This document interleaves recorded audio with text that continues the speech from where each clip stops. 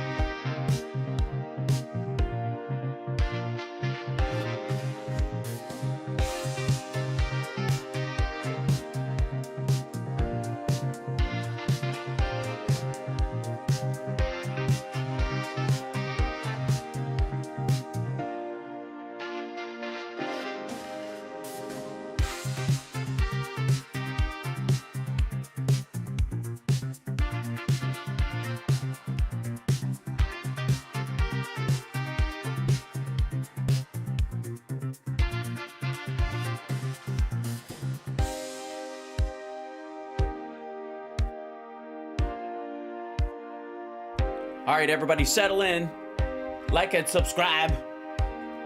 I'm trying to find a clip right now and it's driving me nuts. Oh yeah, that's good.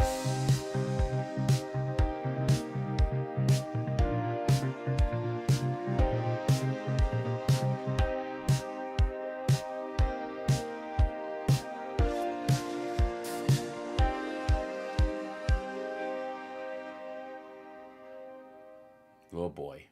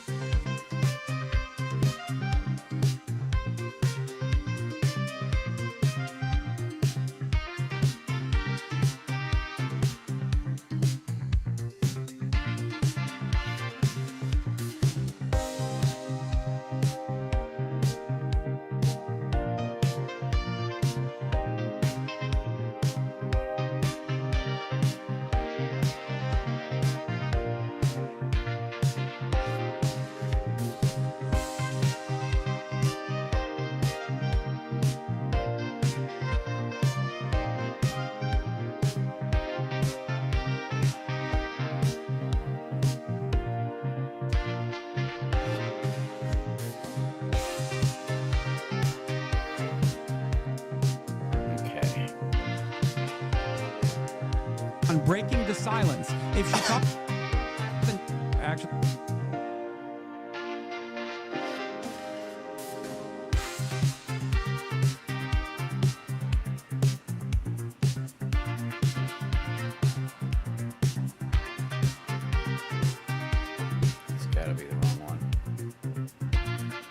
Dope.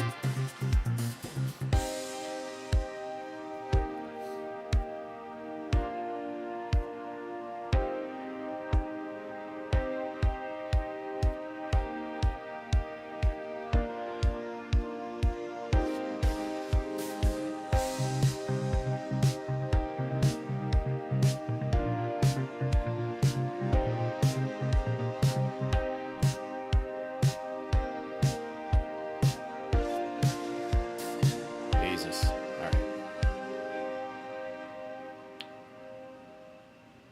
Let's get going. All right. Hold on 1 second. Why can't I dig some of this stuff up? Why do they try to hide it from me? Why do they do that? What are they afraid of? What are they afraid of? All right. That's all right, Paul. Make it go by as fast as I can. Now, welcome to the show, everybody. It's so good to be here with you on this afternoon. It's Hal Sparks Megaworldwide. Like, subscribe, give a thumbs up, support the show. We need all the help you can give us to keep bringing you the serious, heavily informed, analytical style that you come to expect from a show like this, which is why I have a big news set, and I've got a desk that says Hal Sparks Megaworldwide on it, and I have an opening that sounds like news music, and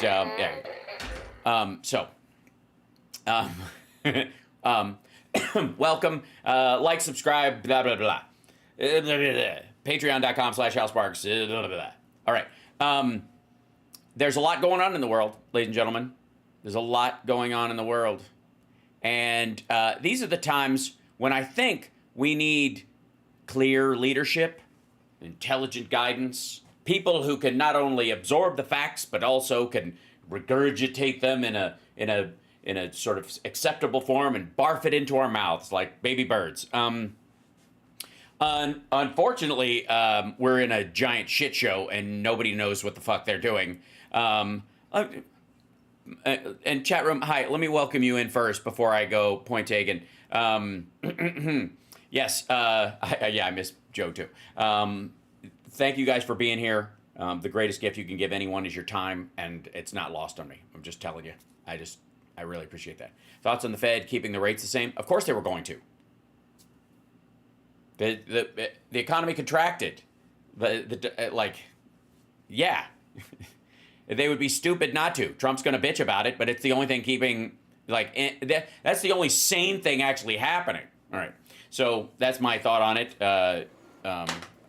We'll talk later, but if you really want to get into later on tonight, if you want, I can stay on an extra hour and we could talk economic theory until everyone bleeds out their ears and eyeballs. So, we're largely in the shit we're in. Not because of some cosmic fluke. We weren't hit by an idiot asteroid. Yes, it's an aura. I had an old one and I lost it and then I had a sale and I got another one and it works. And I'm trying to make sure my sleep is better. But I'm not advertising it, so I don't talk about it. Anyways, I'm not doing ads, God damn it. I'm not doing live reads. I refuse. Don't get me wrong. I get offers all the fucking time. I'm not doing it. Like, what little ads I have is enough. But the idea, I'm like, by the way, a good night's sleep. I've never slept better than when I sleep on a bed of high-protein cornflakes. And drink a special green drink that comes in a powder. So I hate vegetables. Yeah, I don't need that. So, let me just point to this. This is the current state of affairs we're in. This dipshit is in charge of the FAA. And if you want to know how it's going, look at the title of this video. Transportation Secretary responds to latest mid-air close call. Not recent, not shocking, latest. There's a bunch of them. Because this motherfucker doesn't know what he's doing. Hal only drinks blue milk. You're on to me. You've seen the videos I posted from the Star Wars area at Disneyland a couple years ago. Right? I would totally do ads for Colin Blow. It would be so cringe if you did it. Fuck off. I'd be great. I'd be fantastic. Waiting for the corner lights? Okay, all right. The key lights, I'm very proud of them. Spelled with a Q. I thought that was nice. Anyways, so this dipshit used to be on the Real World, and now he runs the FAA. And I don't know why anybody thought that would be a problem, and that we'd be seeing people run for the exits in the FAA as far as air traffic controllers and sports staff. I don't know. I don't know why anybody thought that wouldn't be the case. But apparently every asshole in the White House did, and they thought it would be a brilliant idea because Trump hires sycophants. He doesn't give a fuck if airplanes fall out of the sky or clip each other's wings or any of that shit. So, well, his interview with Laura was hilarious. We did a clip of that. But we've got better, we've got people that can help us work through things like, oh, shit.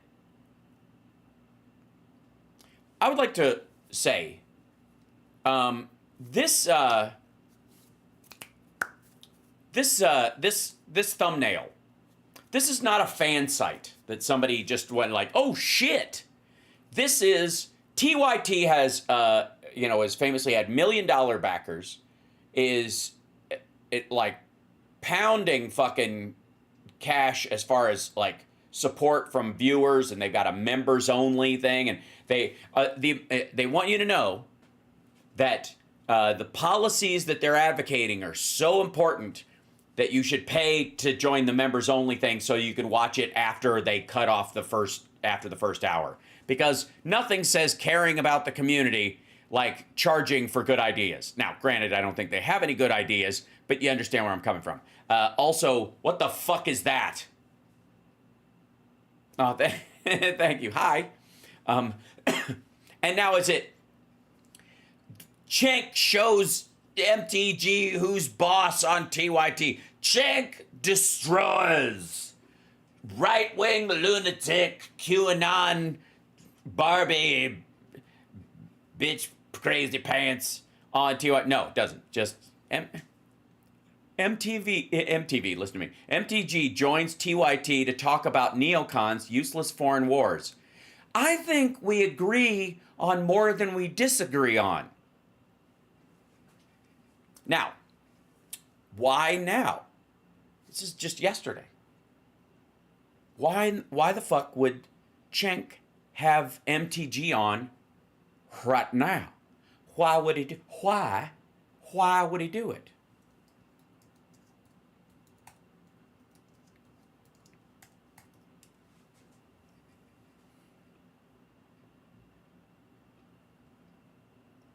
That's why. Yeah. See, Brian Kemp probably had a real shot against Ossoff, but quite frankly, the Republicans would come after him more, and so he decided not to run. He more than likely he's going to be one of these guys who runs as a Republican presidential candidate in a couple years. That said, once he stepped down, MTG, who's a beyond regional candidate, the idea that she could win statewide is a little bit ludicrous, but she's going to need a lot of help if she is. She's going to need a lot of people, crossing party lines and voting, for what they care about. And this Ossoff fella has got to go because look at his face. And so she's going to be a great solution for the people of Georgia, and she's brave enough to come on DYT and talk about useless foreign wars and how basically fuck Ukraine. So at least they agree on something, I guess. What the fuck is this? Thanks for having me tonight. Congresswoman Green, good to have you on the Young Turks. Really? Is it good?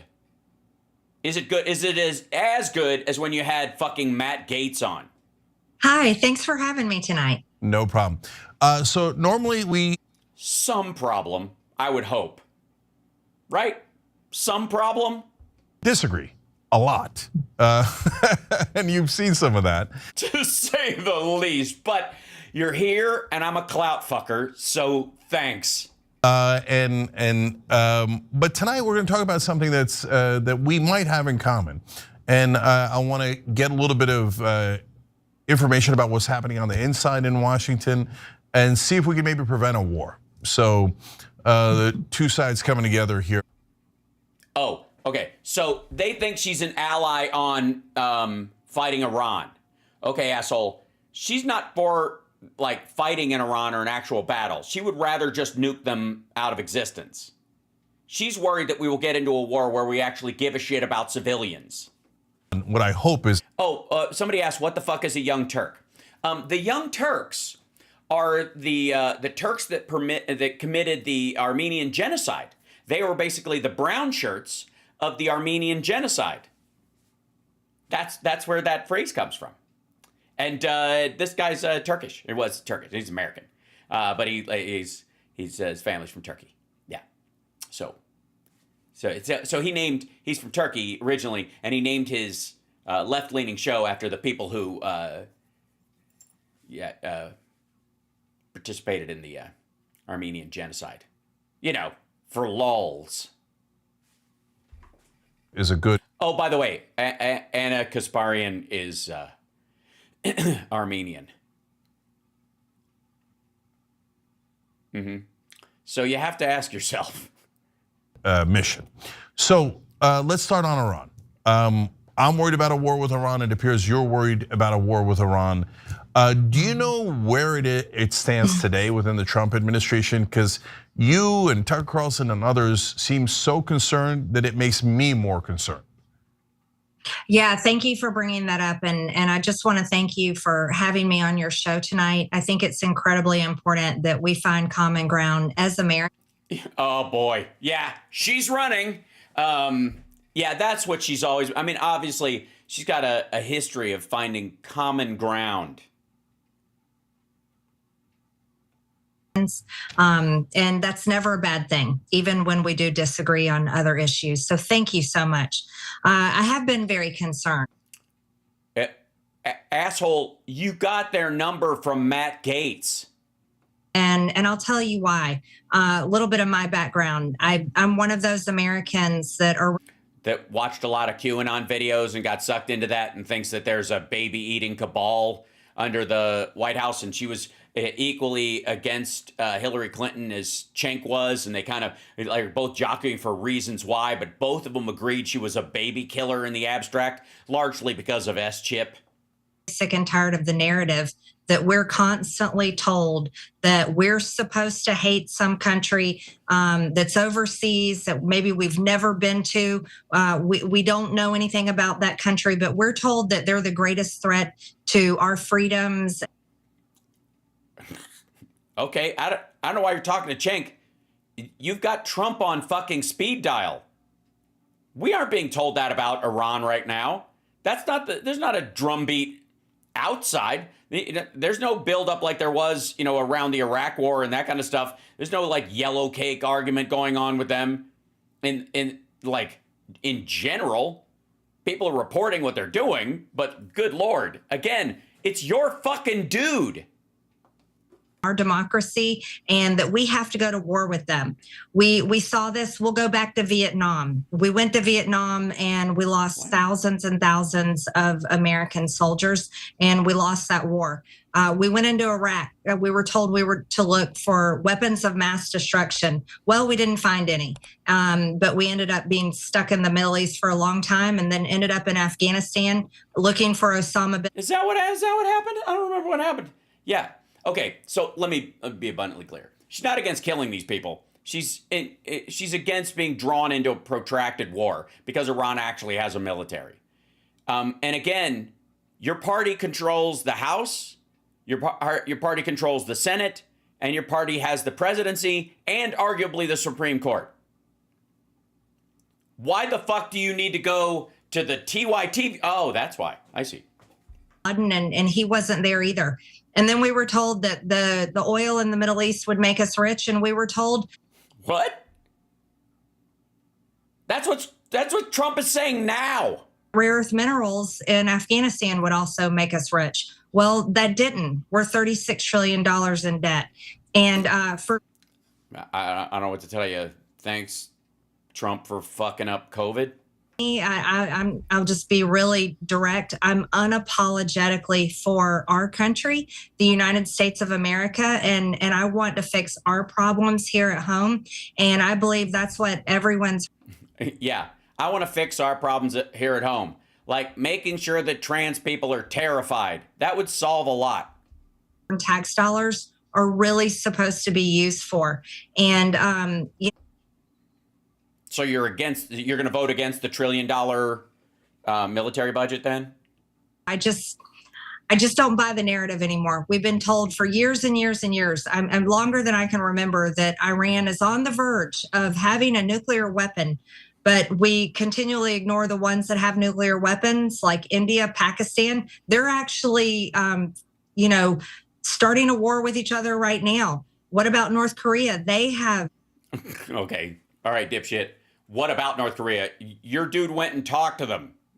This is goofy. And again, does Cenk actually have a fucking response to this? Does he ever talk? Or is he just, is she just, okay, does he have she's going to blather about this. Let's see if he responds at all. A lot of people on the left say, don't even have Marjorie Taylor Greene on. And if you do, you got to yell at her, etc. And so. Sure. How about just start with the don't? There aren't other people you can fucking talk to? That's our audience, Representative Greene, on our website, tyt.com, whether we should have you on. And it looks like, what is that? 82% say yes. Right, because your entire audience is fucking Russian bots at this point. I don't know what to tell you. I'm sorry, do you think, nobody thinks this is like the TYT audience from 2006, do they? Or whenever they fucking started, 2009? And here you are. And once you come on, it turns out, oh, wait, you agree with us on Iran? And by the way, you agree with us on Vietnam and Iraq. So. Vietnam, really? So we're sorry, I didn't realize that was unsettled business.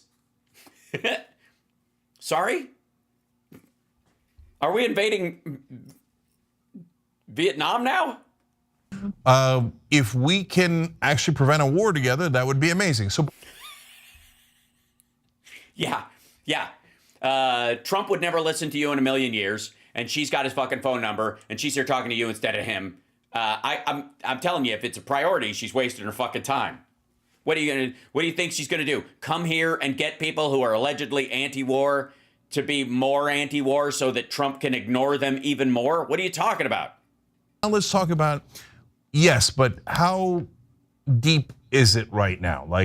I know for the Iraq war, they did a lot of propaganda, and Young Turks has been around forever. We're the longest running show in internet history. And so we were. Yes, you do seem to be out, overstaying your welcome. Air for the Iraq war. And at the time, Ben Mankiewicz and I were like, no, don't go. Did that work? How was that? The rest of us were in the streets. Attack us, they didn't attack us, right? But they built up a lot of propaganda before they went in and did the attack. In this case, it looks like there's some significant drama, moving of the chairs around in the Pentagon, in the National Security Advisor group. So do you have a better sense of how close we are to war right now? Well, there was a development today. I've been constantly saying for several weeks now, I've never seen a Houthi or a Houthi or however. Oh, for fuck's sake. I've never seen a Houthi, so why do we care? Pronounce it. I don't even know what they look like. I haven't. It's a shame.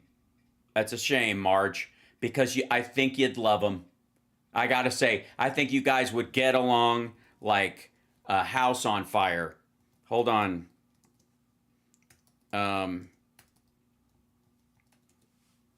This might be the reason. Oh no!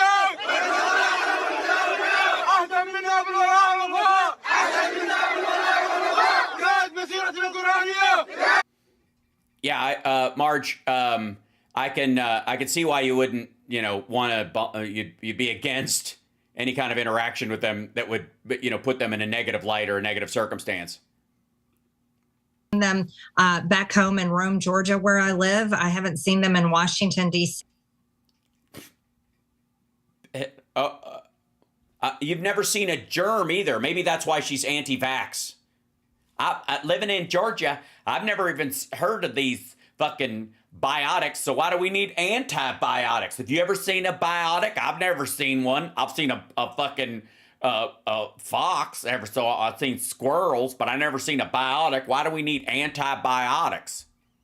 And I keep saying that, how is this a threat to everyday Americans?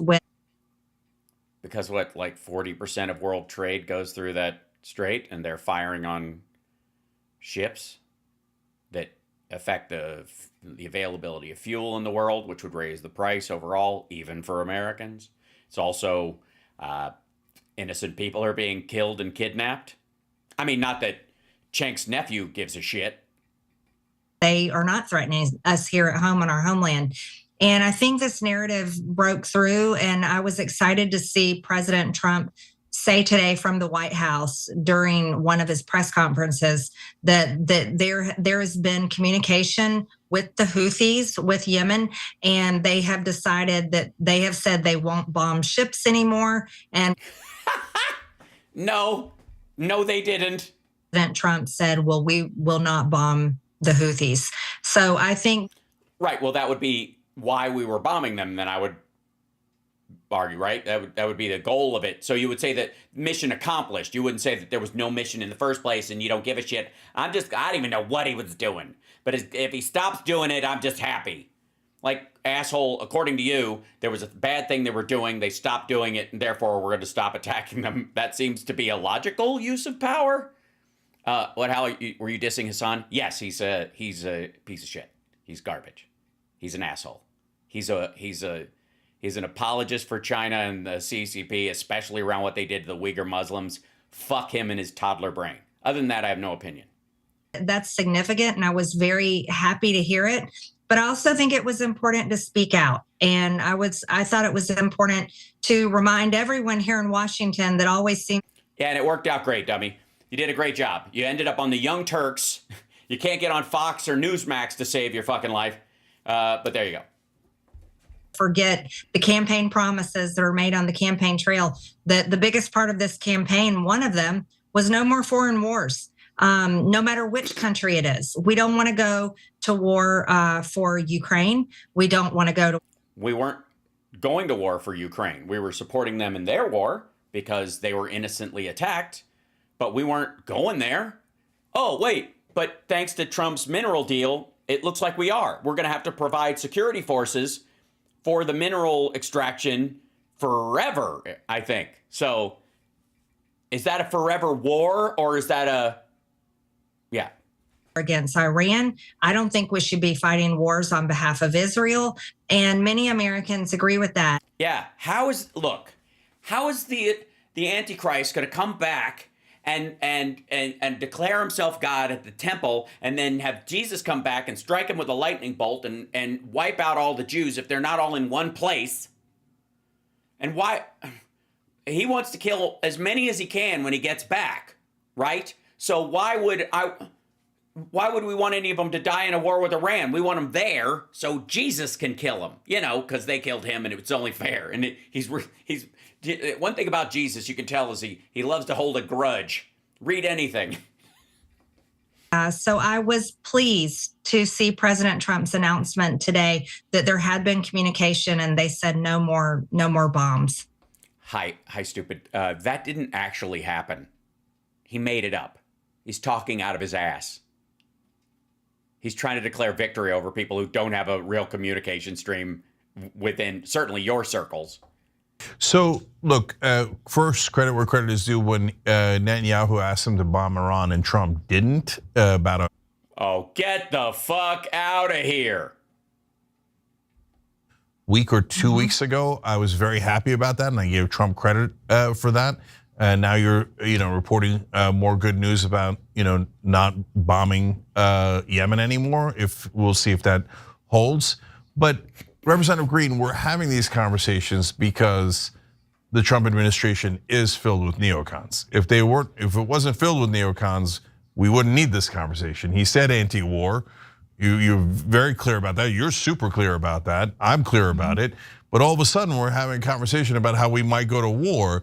So how do you think the neocons got there, and how powerful do you think they are within the Trump administration? How about this? I think they're full of shit. Trump is full of shit about the no wars thing. He just no wars where we don't get anything out of it. He thinks America should be running a protection racket, and any war we go in should be a resource war like Russia. Go in, steal their shit, and tell them to fuck off. Also, I also think that you're full of shit and she's full of shit. Like, yeah. Yeah, but she'll be a great Anna replacement. That is a good point. I think, I mean, have your people talked to her people? Well, I would say they're powerful on both sides of the aisle, to be honest with you. We saw Democrats in the House and Senate vote overwhelmingly to fund the war in Ukraine. And we saw Republicans do the same thing in the House. They're not funding the war in Ukraine. If they wanted to fund the war in Ukraine, dipshit, they'd give money to Russia. They'd allow Russia back into the SWIFT system. They'd allow Russian oil to be sold, because that would be funding the war, because Russia started it. And if Russia left tomorrow or was driven out, the war would be fucking over. Us helping, that's like, y'all are just pro-rape. Why? Because you set up all these rape crisis centers. And it's got the word rape, like I see the word rape on it, and you must be for rape because you're allocating money for these rape crisis centers, as if rape is a crisis anyways. That's the same argument. If you support, like, victims of violent crimes, why are you supporting murder and assault and sexual assault? Why are you doing that? God damn. In the Senate. So I would say this is not a one-party problem. This is a two-party problem. And this is also the military-industrial complex that is very, very powerful. Because all right, yawn. This is the same fucking talking about the military-industrial complex and big pharma and these big organizations that, by the way, compete against each other for contracts and all that kind of stuff. They don't just get to practice. The military gets to test some stuff, but the military-industrial complex is a fucking made-up phrase. It's aggravating. There are competing. Look at how many moves Palantir has fucking made since Trump was in there. Do you think Palantir's part of the Boeing Raytheon group or whatever? If Boeing and Raytheon and all those groups together were sort of the military-industrial complex, would Palantir get a shot at all? The fucking dude would have been pushed out of a Black Hawk helicopter over the ocean. Yes, and she's an investor in Palantir. they keep, no matter what administration it is, they somehow find a way to get their foreign wars. Fuck you. Joe Biden got us out of Afghanistan, and unless you give him credit, eat shit. I don't want to hear it. The next question would be like, hey, Joe Biden against, the generals were telling him the same shit they were telling Obama, the same thing they told Trump, and he was like, fuck it, we're out. I don't care how painful it is, we're done. However, I really give President Trump a lot of credit for standing up against this. And the announcement he said today was, I think, extremely significant. But we still have a long ways to go. Yes, you have to go from complete idiocy and that is devoid of reality to some semblance of normalcy. Jesus Christ. Okay, so chat room, let me hold on. I think Axios had a story about this whole nonsense earlier. Let's see, Houthis. I guess that should bring it up fast enough. Whatever. This says Trump says, yeah. This is. I think this is the one we talked about this morning. Yeah. Yeah. Here you go. Here's the story. I'm sure Cenk knows this. I'm sure he's going to throw it right back at her and not kiss her sorry ass.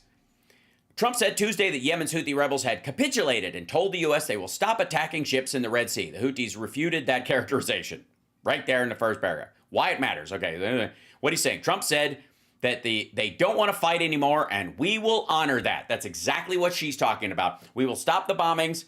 They have capitulated. That we will take their word that they will not be blowing up ships anymore, and that's the purpose of what we're doing. And also, they weren't blowing up ships. They were trying to blow up ships. They were firing missiles and that kind of stuff. And also, they just fired on Israel. Take what you will from that. Secretary of State Marco Rubio added that this was always a freedom of navigation issue. He had a band of individuals with advanced weaponry that were threatening global shipping, and the job was to get that to stop. And if it's going to stop, then we can stop. Sure. Thanks, buddy. On the other side, Muhammad Ali al-Houthi, which I'm fairly certain this guy is fairly close to the group in question. A senior member of the rebel group said Trump's announcement about suspending U.S. strikes in Yemen will be evaluated on the ground first. He said Trump's statement is a victory for the Houthis, who managed to separate the U.S. and Israel. Daifullah al-Shami, a member of the Houthis political bureau, told Al Mayadeen television, Trump's statement shows he wants to save face because of the failure of U.S. aggression against Yemen. Al-Shami said Trump is lying in order to get out of the situation he found himself in. Whatever he says, we will not allow. This is the part. So remember what Rubio said? If it's going to stop, then we can stop. Okay, here's what their political bureau guy said. We will not allow any Israeli ship, to arrive to its port until the aggression against Gaza is stopped and the siege is lifted. Source familiar with the issue said a truce with the Houthis had been negotiated in recent days by the White House envoy Steve Witkoff through Omani mediators. One Omani foreign minister spokesperson said those efforts have resulted in a ceasefire agreement between the two sides. In future, neither side will target the other, including U.S. vessels in the Red Sea and the Bab al-Mandab Strait, ensuring freedom of navigation and the smooth flow of international commercial shipping, the Omani statement said. The Omanis are also mediating U.S. and Iran on the nuclear talks. Many international vessels now take a far longer route. It's unclear if Trump's claim will give them confidence to transfer through there, so nobody's moving back to that area. Right. There you go. Senior Israeli official told Axios the U.S. didn't notify Israel in advance of Trump's announcement of a truce with the Houthis. We didn't know about this. Trump surprised us. Asked what he would do if the Houthis continue to attack Israel. Trump said he would discuss it. Well, they did. They fired a missile at the Tel Aviv International Airport, and it landed nearby. And it's not even a question. They took credit for it. So, yeah. All bullshit all the time. Now, I know what you're thinking, Al. They can't all be this full of shit. Oh, just wait. So, one of the things that she brought up at the beginning was India and Pakistan and India. What are they doing? Oh, this back and forth. Okay. Let's go to somebody who can really give us a steady, clear, intelligent, historical view of the Pakistan-India conflict. Someone who will not resort to cheap video tricks and odd cuts for no fucking reason to keep you interested in a topic he pretends to know about, while he says we'll get to the real meat of the information at the end, and then just reads Wikipedia shit. Ladies and gentlemen, India just bombed Pakistan. Okay, so you're clear on that, right? India just bombed Pakistan. Okay. India literally just attacked Pakistan, and this is not good. This attack. Yes, literally. Thank you for using that word properly. The reaction to what happened on 22nd when 5 militants from Pakistan terrorist group come in and kill 26 only men. They allowed their wives to live. They killed 26 men, letting the women know, go show Modi what we did. They had the folks who said, what religion are you? I'm Hindu. Boom, kill them. What religion are you? I'm Muslim. Oh, really? Yeah. Why don't you tell me the Islamic kalima? They don't have it. Boom, kill them. Now, why does this matter? Because when you think about the top countries in the world with the most nuclear arsenal, you know where Pakistan and India are? Neck and neck. 1/6 place, which is India with 172. The other is 170. And by the way, yeah, but that 2 is really going to make a difference. Yeah. You know how a Pakistani official just responded to Al Jazeera named Faisal Kundi? You know what he said about nuclear weapons? Listen to this. Our he used the phrase, everything's fair in love and war. Nuclear bombs are not meant to be displayed in museums. We will use them if attacked by India. By the way, they were just attacked by India. I'm just saying. Is fair in love and in war. I'm sorry, do you use nuclear bombs in love? I'm not here to yuck anybody's yum, but Jesus Christ. This on April 30th. Today's the attack by India. This could escalate like this. And the reason. Listen to the fucking sound effects. Go fucking easy, bro. Jesus Christ, what is this? This is like YouTube in 2018. simmer. This has happened. A lot of people are talking about going back to, hey, when you think about, is this like a World War III possibility? Because we can't have those two guys go at it. Or is this more like Cold War, what happened where Russia was communism and they were behind all the Korean War, Vietnam War, all the, even some of the war that was happening with the Iran-Contra, they're behind of it? Or is this more like, in this situation, China's behind? Jesus Christ. Can you imagine spilling so much gibberish that your editor is just like, what the fuck am I supposed to do? I just throw in a bunch of odd, like almost AI level historical references. Whatever he brings up, I'll just throw a clip of shit like that, crossfade between it, make some explosion sounds. I don't know what the fuck he's talking about. Because they're instigating Pakistan. Is U.S. all of a sudden going to get involved with this? Russia's kind of involved because they got a very good relationship with India. 60% of the military equipment that India uses, they bought from Russia, and 40% of the oil that Russia sells, India is the customer. So there's a very interesting dynamic going on here. We're going to talk about that today. Oh, God. No, we're not. I like the rest of it's just, he does that in that video. He basically does the same thing that he just did in like 2 minutes, besides like reading a bunch of like generic Wikipedia shit in the beginning of it. He basically reiterates what we just said, what we just saw like 8 times. It's fucking nosebleed stupid. The situation in India and Pakistan is indeed very serious. It actually is. It is a big thing. And to have like dipshits like that making pedestrian videos about like pretending to know the whys and the wherefore, but ultimately the goal of his video and a lot of others is, where do you lay the blame? Right? Where do you lay the blame? What's the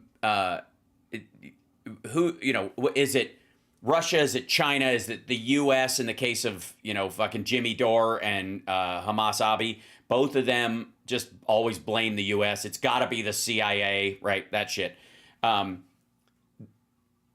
That's all the conversation about this is about. It's not, a war broke out between two countries. There's a lot of history and there's a lot of pain there and there's a lot of war there and there's a disputed territory, which we all are aware of, all that shit, right?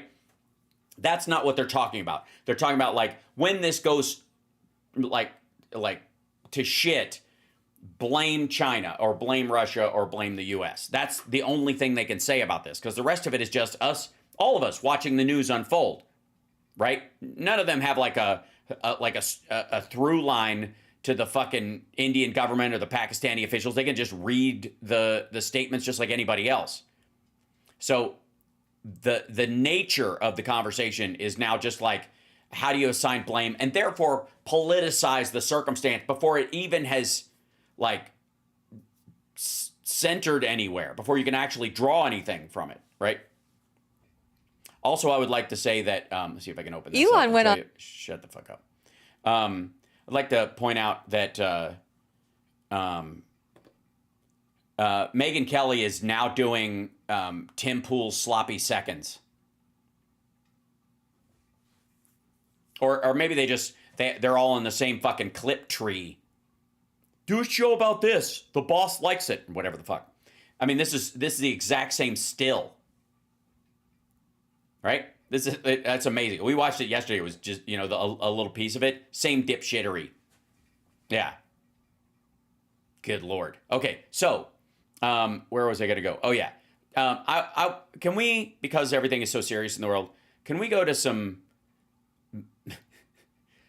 into the absurd world for a moment and just absorb whatever the ass this is? Look, if you're with AI, like finding an image to fit whatever the fuck you're talking about should be easier than this. You just like find a picture of a puppet, right? I'm that puppet. Okay. And he goes, Alex Jones they want to control me.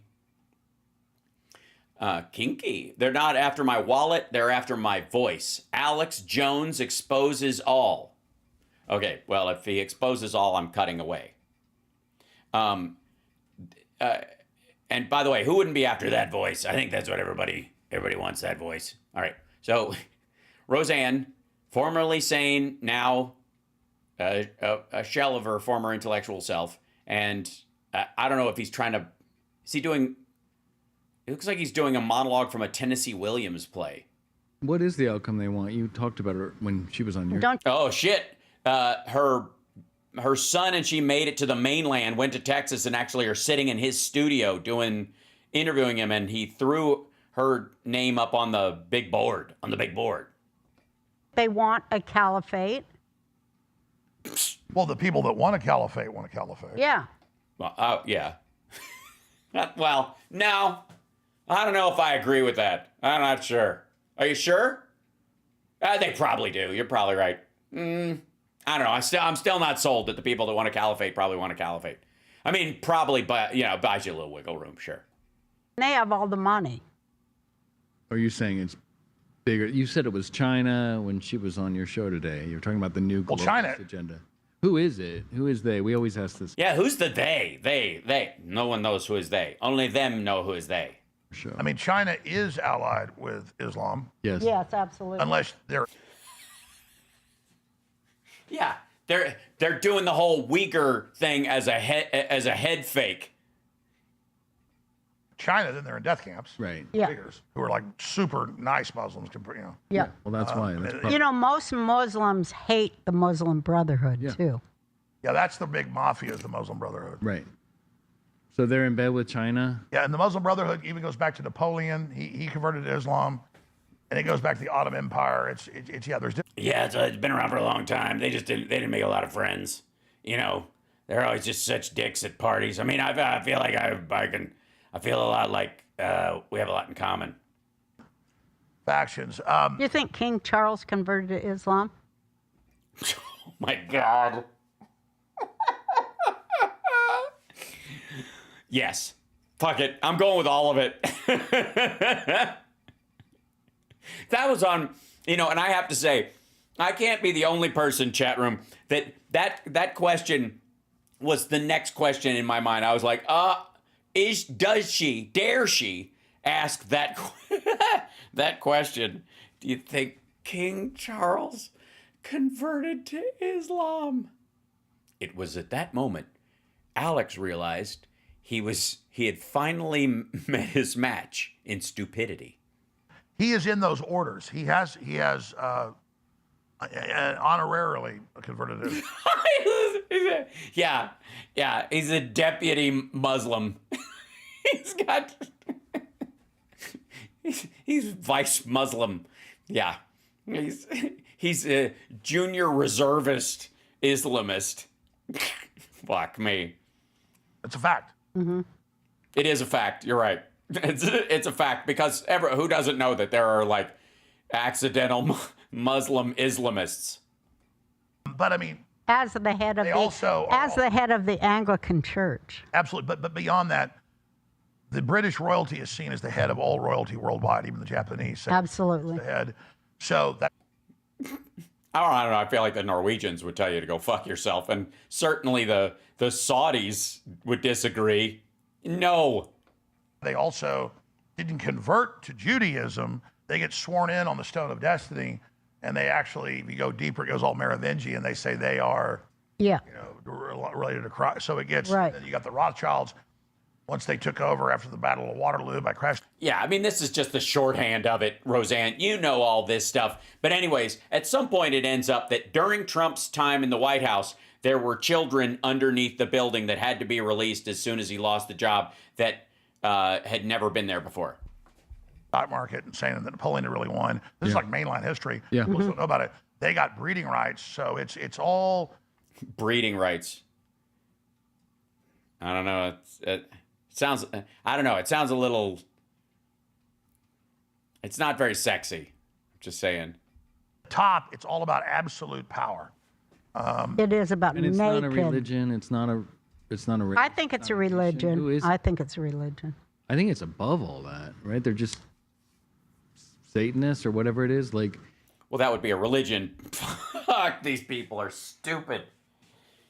Yeah, Satanism is a religion. Even if you don't like it, And as I would argue, by the way, Satanism actually would qualify as more of a religion than how most Muslims treat their Islamic faith, and most Christians treat their Christian faith, or even a lot of soft reformist, atheist Jews or whatever treats their Judaism. Because I mean, I understand that in Satanism there's a lot of work. Like, you can't miss a meeting.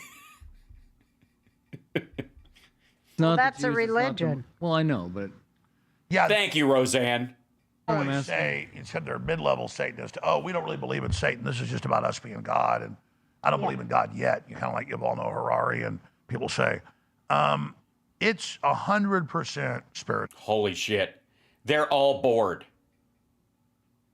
I think that the massive takeaway I'm getting from this right now is they're all three bored with their own bullshit. It only works when you're confronted with somebody who will push you on it, and then you get that kind of jolt of endorphins, right? Where you're like, I'm in the fight again. But when you're surrounded by sycophantic dickheads who believe even stupider shit than you do, then it just kind of loses its oomph, Yeah. And all that means is what your eyes don't see, which is a tiny spectrum of the light spectrum. Yep. Right, totally. That's right. And that's how the universe works. And so also how politics and religion works. You only see so much, so what was I saying? We don't see cell phone waves. We Speak for yourself. see radio waves. We don't see. I mean, look, hey, I don't care if you guys like it or not. Dude is dropping truth bombs. I don't know why people say I'm controversial. I mean, what's controversial about we don't see radio waves? That's why you listen to the radio. Hey, could they call it the theater of the mind? If you could see it, Jesus Christ. Ultraviolet rays. We don't see a little radio signal from a garage door opener, but it's all there. Right. Is it though? I don't buy it. No, I'm not gonna. No, I can't be convinced. No, I don't think it's there. I think it's God's ether that makes it all happen. It all happens through the power of wishing. So the best way I describe it to lay people is most people know there's hundreds of billions of galaxies they've already photographed. So let's guess we're not the only life in the universe. Right. Okay. There's free will. And then, the way the universe really works, everything's interconnected. Yeah. Tell us about how I settle down, everybody. You got something to eat? You got a beverage? This asshole's going to tell you how the universe works. I've always wondered. Dimensions are all wrapped together. So there's basically energetic decisions about where energy goes. Yeah. So there's people that decide to go to what you call the dark energy source or the light energy source. Shit. This is like George Lucas's cousin pitching, playing a video of himself pitching, I really had the original idea for Star Wars and he stole it. I was baked out of my fucking gourd in 1972 at a party and somebody filmed it and here's the evidence, Your Honor. I came up with the idea for Wookiees too because my back, I don't know if you've ever seen it. I used to draw a big face on it and go, oh. So people ask, why is all this going on? You can have China. Yeah, I was asking that. You can have Jews, you can have Catholics, you can have Muslims, you have all these people in these groups. I can? Yummy.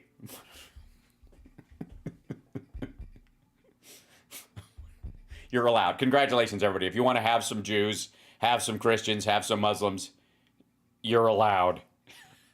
But you can still have good people in every. Yes, Alex is Jar Jar Binks. We understand it. How the universe is to make senses. Because some just innately are resonating to the light, some to the dark. So people try to. The Bible talks about the mystery of evil. Yeah. It's that what's Yeah, it does. I read that part. Where was that? Together is, how do you fire out a text message and some zeros and ones go out and somebody in another country gets it? You don't. Yeah, obviously Satan. See how it goes out and the satellites it goes over and how it works. Well, it's the same thing. We sit here with our limited perspective and go, how does all this work? Who's running it? It's good versus evil. Yeah. And Satan's got a plan and God's got a plan. Shit. I should have been taking notes. This is fucking choice. Who has the plan? I'm sorry. What? So it all boils cell phones. I don't know. Anyways, last time you were texting, and then God texted you a dick pic. What happened? Hold on. Is that good or evil? I got to pay more attention. I think it's like, because I always say this, because this is how it occurs to me. Oh boy. It's gonna get good, kids. I don't know what she's about to say, but it's gonna be fucking magic. What if all the good people of every group got together and shunned all the bad people of every group? Yeah. Instead of... That's why they get us into conflicts with each other. Yeah. Where even if we don't want to kill or hurt the people, they're coming to get us, and they've got their reason to do it. Yeah. That's why they create the conflict, because that gets you into a survival mode. Right. I'm sorry. Society is exactly what she just described. The good people of every group trying to avoid the bad people of every group. You could argue that is the greatest argument for immigration into the United States, especially from countries on the terror watch list.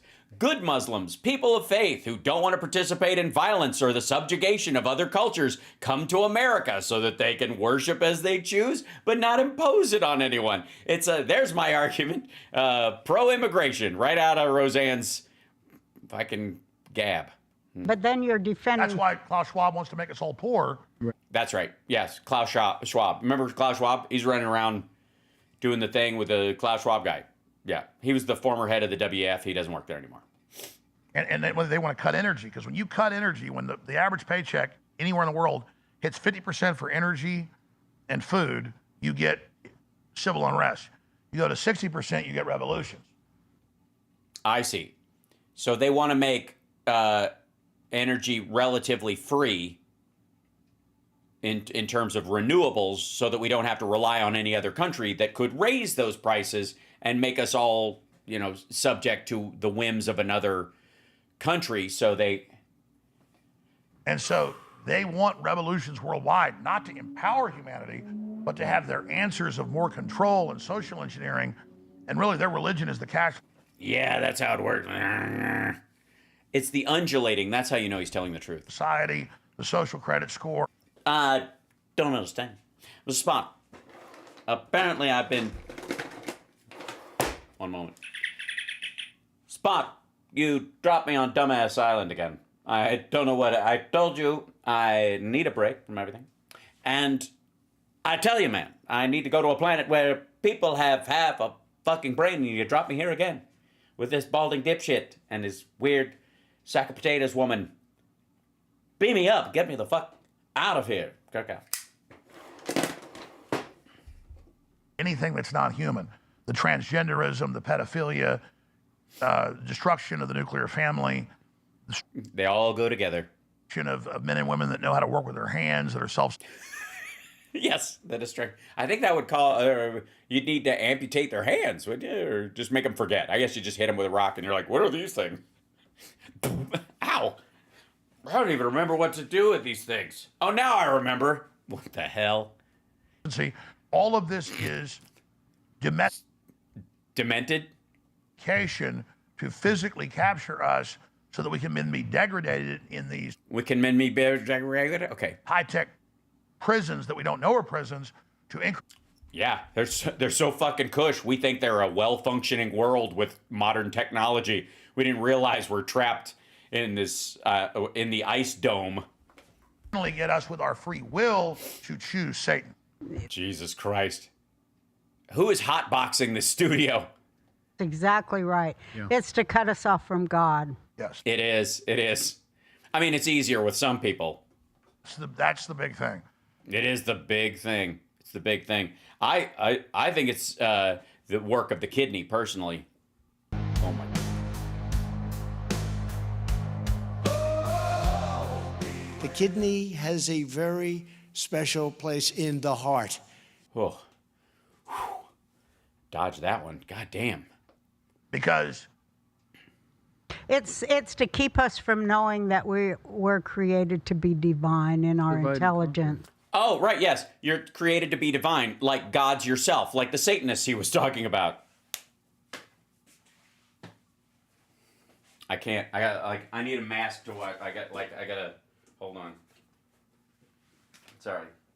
I was not prepared for this video. Now I'm prepared. Okay. Anyways, you were saying, Roseanne? Right? No, not right. G, not big G, interfacing with God, we are now part of God. Yeah, absolutely. Yeah, how's that different from what the Satanists say? Well, he's our source. They want to cut us from source in every possible way. Oh, you believe you create angelic divine magic out of source. Wouldn't that, fuck me, wouldn't that make you, wait for it, a sorcerer? Holy shit. People not know that's where that word comes from, and that the modern like hippie reclamation of the word source as a word for God is literally, that's what that is. Source, sorcerer, the person who can pull the magic from the ether. Jesus Christ. Or rather, Luke. All right. And it's very... That's our battery. They don't want us to have our battery. Yes, yes. It's like in Tron. We all drink from the energy stream. And I mean, that's it. And That's so totally it. They want me off the air because... What are you going to do to stay on the air? What can we do to help you? I know you're not going to just disappear. You're going to keep... Are you sure? I mean, you may be venturing into some very fucked up territory, Roseanne, because think about it this way. If anything Alex Jones was saying about the people who run the world was true, and he didn't work for them directly, he would have disappeared a long time ago. Don't you think? I mean, the only way this guy is alive, the only way that Alex Jones is alive right now is if he's always been lying or always been wrong. Or, always been lying or he works for them. That would be it. The only explanation for why Alex Jones is still alive is that the Illuminati, Pentaveret, the cabal doesn't exist. Or if they do exist, he is an employee. That is the only thing that makes sense. If they have the kind of control we're talking about, how the fuck is he not dead? I'm not wishing it on him. I can't understand it. The hell? Cheat notes is quite a dive, but I mean, they came in here without court orders to try to close the building in May of last year. Mm. They had fake auctions and claimed that Bloomberg's backed Onion owned it. It wasn't true. They just made it up. It was fake. They didn't have an auction. Showed up here too, right? They've kicked me out repeatedly. He just said they showed up. Yeah. Well, I mean, I refused to go one time. Then they cut the internet off the other time in November 14th. But I got a hot spot, and we got around that. That was pretty easy. Jeez. So you're going to keep it on and pay the people the $80 billion or whatever you lost? Here's how it works. Why doesn't the Justice Department get involved? Oh, they did. Tell you. Wait, what has she got? What's that tincture on the desk? You guys see that? She's got like a drop bottle there, whatever. They passed the law in the 80s. Is he giving her some like, this is our InfoWars vitamin B estrogen drops. It reverses menopause in men, though. Let's get rid of it because they've harassed him too, and it's a whole other branch of government. Yeah, I don't know what that is. I mean, my guess it's that, or he gave her some methylene blue for her lungs or some shit. The bankruptcy reform in the late 80s. They already had the office, but they expanded it. They created the Office of Justice Department Bankruptcy Oversight. And so when they want... Gee, it's almost like there were a lot of bankruptcies and people got taken advantage of, so you might need people who know what they're fucking talking about working in that arena. All right. Like an Enron or whatever, the Justice Department can come in and have oversight and depositions and have a Justice Department trustee. And so... Which is good. When I declared bankruptcy 3 years ago, that's a record long one, because they kept trying to find dirt in the bankruptcy. The judge, Chris Lopez, in my opinion, is not corrupt. It's actually blocked him a bunch, but he has limited stuff he can do following the law. He's strict constructionist. Ass kisser. They put the first U.S. trustee. Okay, I can't. This is boring as shit. Like, they're just relitigating bullshit while sitting behind that dipshit giant desk. You think that's colloidal silver? Let's take a, yeah. That's what I mean, the bottle looks blue. Yeah. I'm sure he gives it to her at some point. Yeah, let's see. Hold on, let me see. I'm going to open something up because I want to give you, we'll just open up into another piece of this. This is a hearing. Andy Biggs is, I guess, running the hearing on, or I don't know if he's running it, but they're talking to Jonathan Turley, who is blazingly full of shit. Hit that like, by the way. So did Roseanne get Alex Test? No, he's on her. They're at his studio in Texas, in Austin. Yeah. Hi, everybody. Yes, you beautiful sparklers out there. Look at you lovely folks. Yeah, I think it's methylene blue, too. Yeah. Because they're all a fucking wreck. So it makes sense. Yeah. Colloidal silver is used to feminize seeds. So I guess that would work, sir. Yeah. It's her studio now? No. She has a house in Hawaii that she does her show from. But apparently there was a blow up in this regulatory hearing, and I want to see it. So join me, won't you? This is Dan Goldman, who we like, talking to Andy Biggs, who is an asshole. Hypothetically, it's not hypothetical, it's true. Donald Trump has a financial interest in a meme coin named after himself.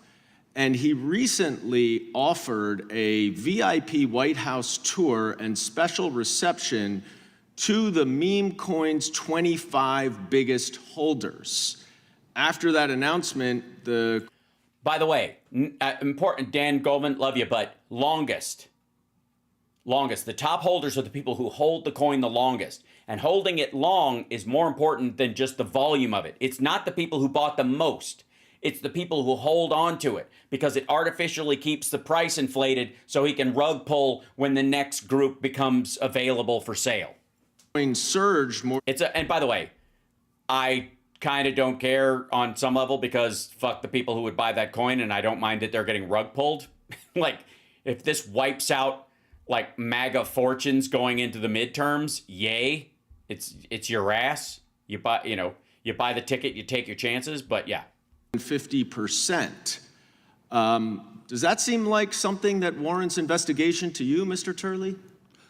Well, there's no question that you can investigate that to see if there was any criminal conduct. I want to distinguish between that and the influence peddling scandal that the hearing was about in the Biden administration. I'm not talking about that hearing. And I know you like to filibuster, Mr. Turley. No, I'm happy to talk about that hearing. It was the biggest joke of an investigation. It was embarrassing that you call yourself a credible criminal professor, that you would actually think that there was any evidence that warranted an investigation. But I'm focusing right now because it would seem to me, if you have any credibility, you would agree that auctioning off a White House tour for the highest investors in your own company would warrant either impeachment or criminal investigation. But let me move on because it gets worse. Yeah, it's cut and fucking dry. The president is a significant financial beneficiary of a company called World Liberty Financial, which issues a stable coin. Are you familiar with stable coins? I'm not. Okay, a stable coin is essentially... Glad you could be here. A digital version of a dollar that can be used in transactions. Except it's not a dollar. And I would like to make the point that stable coins are linked to another currency. Most of the time it's linked to the US dollar. So it's 1-to-1 in its worth. So it's a direct smuggling vehicle. Its purpose is crime. You buy the coin, you buy whatever the fuck you want with the coin, and nobody keeps track of where the coin went. So all that ever shows up is, I bought $100,000 worth of this coin. Never mind the fact that you use those coins to buy $100,000 worth of drugs or prostitutes or guns or traffic people or sell child porn, buy child porn, like that kind of stuff. All that stuff, right? All it shows up as far as your financial holdings is you bought a bunch of this coin. That's why they like it. That's why Peter Thiel likes it. It's why J.D. Vance likes it. It's certainly why Trump likes it. It's the new cash. And I'll tell you this. This is the new cash. So stable coins, one of the reasons why evangelical preachers all over this country are against the demon nature, the satanic nature of a cashless society. You will not buy or sell without my mark. And it may say 666, but all those numbers on your debit card all add up to 666. You can't tell me different. Lord, I have mighty. This is the way that Satan gets into your wallet and tells you what you can and can't buy and when. And if they take the ability to use cash, you won't be able to put it in the collection plate. You'll be denied the ability to give your money to the church, and you can only spend it on the goods that the devil gives you, right? Okay, so you've heard that argument for years against cash. Okay, why is that? Because cash is relatively, you can't track it. You can in mass, but if you take money out of an ATM or you take money, that you have in your wallet, and who you spend it on is anybody's business. If you don't have a receipt, nobody knows where it went except the person you gave it to. And if they're not going to tell, so this has been the way. This argument came out of the panic that mega preachers are like, shit, I'm going to get caught with a hooker if I have to pay with a credit card. Right? That's what that's about. It really is. It's really like they're going to find out all the shit I'm up to if I can't pay cash for it. If I've got to do it in financial transactions that are above board and people can see it, people can subpoena the records or look at my receipts, oh my God, my church will fall apart. So that's why they're against it, period. They'll make up all this mark of the beast horse shit all they want, but that's why they're against it. So what's the workaround? We all know that everybody's going to debit and credit cards. That's how things are going to be paid. You pay for shit with your phone. But what's the new cash? The new cash is a black hole on what you actually spend it on. And so stable coins increasingly, and you'll see this, Bitcoin's too expensive, but you'll see these things prop up probably over the next 3 years. And what it'll be is that people doing untoward shit will go, I take a stable coin, which means they could take any coin through this, app or whatever they have, and they can convert it to cash or they can convert it to other stable coins if they want to. That's what it is. That's why Trump and all of his buddies are into stable coins. Just letting you know. And I hope I explained that clearly enough. Chat room, do you guys get that? It is simply an opaque way to spend money on criminal shit or shit you want to hide, whether it's you're buying stuff for your mistress or your boyfriend or whatever, and you don't want your husband or wife to know, all the way to illicit criminal things like guns and drugs. Even cash, you can be caught carrying it, right? You can have it like Menendez. You can have it in your gold bars in your fucking closet. But stable coins are a black hole of sales, right? Yeah, there you go, CSL. I have sinned against you. Yeah, that's where that comes from. So stable coins are the new cash for the elite scumbags of the world. Just letting you know. Because the only other option, of course, is that we outlaw the really violent, awful stuff, and control it, like hard drugs and guns and all that kind of stuff. And you legalize prostitution and stuff like that. That's a moral crime, but is different depending on how people feel about it. So they don't have to worry about whether or not it's on your fucking debit card statement, right? That would be the adult thing to do. What the fuck am I thinking? All right. The World Liberty, this organization, which Donald Trump is a beneficiary of, entered into a deal with a UAE-backed company that would complete a $2 billion transaction with a company that has previously admitted to engaging in money laundering. And Donald Trump's company will now generate tens to hundreds of millions of dollars in revenue from that transaction with a foreign government. And I'm sure you're familiar with the Foreign Emoluments Clause, Mr. Turley. Would you say that based on that information, since apparently you only follow Hunter Biden's finances and not President Trump's, would you say that based on me providing you with that information, that would warrant an impeachment investigation? Congressman, when you say that we have to preserve our credibility, I think you would agree. Can you answer the question, sir? He's trying to answer the question. Your time has expired. I will allow the gentleman to answer the question. Thanks. In the interest of credibility cited by the member, I'm not going to rely on the facts that you just gave me for the first time to render a judgment on it. I'm not opposed to investigations of alleged corruption. That was the point of the previous hearing. But the way to establish credibility is not, as you did, sir, just in... Reserved for witness. Did these people not show? Are people just not showing for these bullshit flim-flam anti-Hunter Biden things anymore? Is ticket sales for the Hunter Biden cock show that Marjorie Taylor Greene was doing in the House, have they just fallen off? Has everybody seen too much of Hunter Biden's dick at this point? In personality attacks and personal innuendos. I'm happy to speak with you and to work with you about anything dealing with corruption in this building. You don't do anything. You don't work here. You're an outsider. You're a fucking TV lawyer for all practical purposes. You worked with Trump on his impeachment because you could be bought, quite frankly. I've been writing about that for 3 decades. I've been called as a witness for both the Democrats and Republicans dealing with that. Well, but the way to presume... I've only seen you as a witness. Your time has expired, sir. Your time has expired. I'm happy to yield back. Did you finish your question? Only that the way that we can actually... Andy Biggs is very upset. I thought my time has expired. Your time has expired. I said your time expired. He gets an opportunity to finish answering the question. I'd like to reclaim my time. No, you have no additional time. You are out of order. He's answering Be quiet. my question. You are out of order. I would like to reclaim my time. No. He's answering the question because you personally attacked him. I've said he can answer the question. I give that courtesy. How did I personally attack him, Mr. Chairman?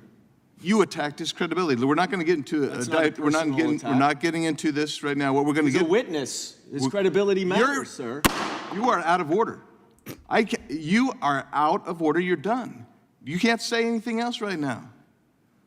You may finish answering your question. Thank you. Your parents yell like this all the time? Mr. Chairman, I think that the one lesson from this exchange is that everyone is wasting their time listening to Jonathan Turley on anything. He's a fucking he's a legal slinky, and whatever flight of stairs you throw him, he'll just bend over backwards to go down those stairs every fucking time. He's full of shit. And if he simply answered Goldman's question, it would be it'd be completely obvious that yes, having making $200 million off of in fees off of an exchange that happens between countries that you're negotiating with, the United States has like security guarantee treaties with and the like, is a meaning. It should be investigated at the very base and is obvious corruption if you just don't want to tap dance around it. That we can restore credibility in this institution if we can just get beyond the personal attacks. There were no personal attacks, Mr. Turley. You are a witness. Done. Your credibility matters. You, sir. You're done, okay? Zip it. Zip. You have lost your credibility with me. Really? Ouch. Has anybody checked on Dan Goldman to see if he's okay? Apparently, Andy Biggs doesn't think he's credible as a human being. Gave that courtesy to everyone on this bench. Mr. Chairman. You ask a question. If they wanted to continue to answer beyond the time limit, I said, time's expired, you may answer the question. That's my routine. That's what I did today. That's my routine. And if you don't like it, ask me to juggle something else. Challenged him, asked him a question. You wanted an answer. Your time has expired. He is answering the question. Mr. Chairman, you don't like his answer. Because you don't like his answer, you want to shut him up. What's your inquiry? My inquiry is when you offered when my time was up at 00 for him to answer the question, he went and answered the question. You then gavelled and said my time was up. That's not a parliamentary inquiry. You gavelled and that's not a parliamentary inquiry. Oh, you screwed up, buddy. You gavelled after he answered instead of gaveling when his time was up and let the finish. So technically speaking, my time's still rolling while he's talking, and you've extended me time whether you like it or not. Bam! I just feel like it's just funny. I think at this point, Goldman should just irritate the shit out of Andy Biggs. Oh, when that's not a parliamentary inquiry. Time is up, and when he gets to continue answering. That is not a parliamentary inquiry. Your parliamentarian's about to tell you that's not a parliamentary inquiry. He actually disagrees. He thinks it is a parliamentary. That's not a parliamentary inquiry. Why? Ladies and gentlemen, the Republican Party running the U.S. government. Well, some of them, anyways. A few of them. Apparently, it's lunchtime or some shit. I don't know. All I got to say is the Hunter Biden laptop shit that Jonathan Turley used to draw a big crowd, but apparently this shtick is drying up like crazy. For the process question, the process question as to when my time is up, which you allowed him to answer the question, you then gavelled and said my time is expired, and then you then offered him to answer the question again, which he already had done. No, sir. If we were to watch. Basically what he's saying, Congressman Biggs, is you don't know what the fuck you're doing. And your slapdash sloppiness comes from the fact that you think Trump always has your back and you can do whatever the fuck you want because mandate or some shit. Based on accusations that I was personally attacking him, which I was not. Excuse me. No. Oh, maybe I will. No, I won't. I take it back. Not only are you nasty. You're a nasty man. Out of order. You're being incredibly rude. Here's the deal. I gave everybody the same courtesy. You didn't like where he was going. You began interrupting. And you tried to reclaim his time with an answer because the witness would stonewall. That happens all the time, too. Everybody reclaims their time with him. But your time was expired. He was trying to answer the question. You didn't like the answer. That is false. I'm happy to have this answer. No, that's what happened. I didn't like the accusation that I was personally attacking him. His credibility. I didn't say that till the third round when you interrupted. I didn't say it till I said it. Great defense. Congratulations. I think that really settles it. Don't you? Jesus, I didn't even know that was an option. I never said that until I said it. That's amazing. Does that work anywhere or just there? I never said that until I said it. What are you talking about? Boy. So, yep, just the hashtag the best people, which brings us to this dipshit. I think just in time, ladies and gentlemen. This is isn't this Puck from the Real World? I never watched those shows, so I don't really know. I don't know what they I don't know what they called Sean Duffy when he was on the Real World. Does anybody know? Flash. Whatever. Okay. Transportation Secretary responds to latest mid-air close call. Well, hey, you guys, like and subscribe. All right. But also, settle in. You're about to feel a lot better about airline travel, right, in a couple of seconds. United 674, radar contact lost. We lost our radar. Do I have Bravo clearance? No, you do not have a Bravo clearance.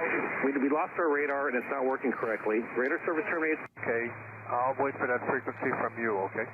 Okay, no, just squawk me afar, look up the tower frequencies, and we don't have a radar, so I don't know where you are.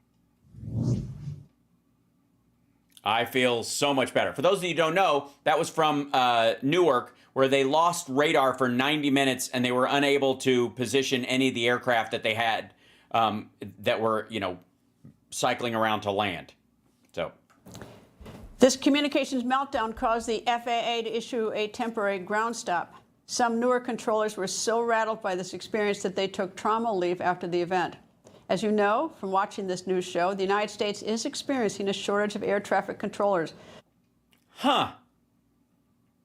I thought we just fired all the DEI guys and so we could just have the real awesome white ones. The current shortage is 3,000 nationwide. This communication failure at Newark Airport proves that the entire FAA system in this country needs an upgrade. It's old, very old. Yeah, it was working last year, though. I mean, I'd say what you will, asshat, but it worked just fine last year. Again, maybe, just maybe, it's who's running the fucking thing. 50 years old, and as for the technology... Yeah, 50 years old, great. Let's cut it in half. 25 years. In the last 25 years, have we had as many of these problems as we had since Trump and Duffy took over?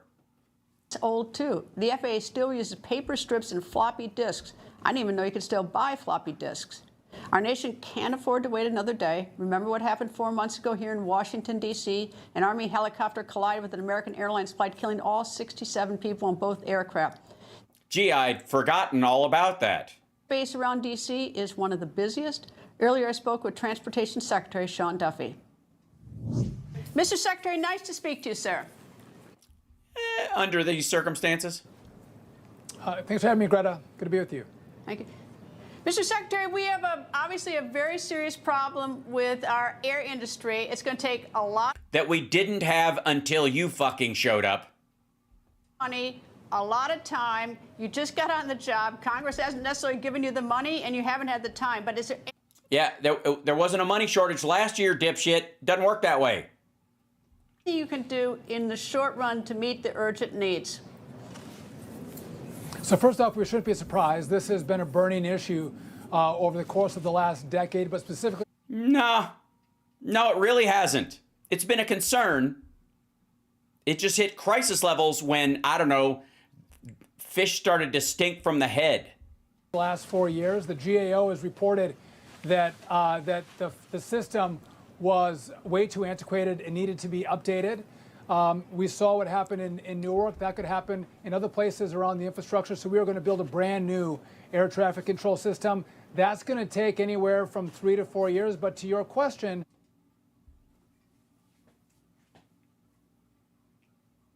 so the whole thing is just like, don't fly for 3 years. That's what you're gonna. Hey man, I'm taking trains. In the Philly Tracon, which controls Newark, we're already up there. We had a primary line that went down, and the secondary line, the redundant line, it didn't stand up. So we're working. That's a great. You know what? If you're as turd polishing goes, that's pretty good. The first one fell down, and the second one didn't stand up. Great. So our entire FAA system in New York fell down and couldn't get up. Have you tried Life Alert? Fixing that, making sure both lines, the primary and the redundant. At least there aren't a lot of flights to deal with.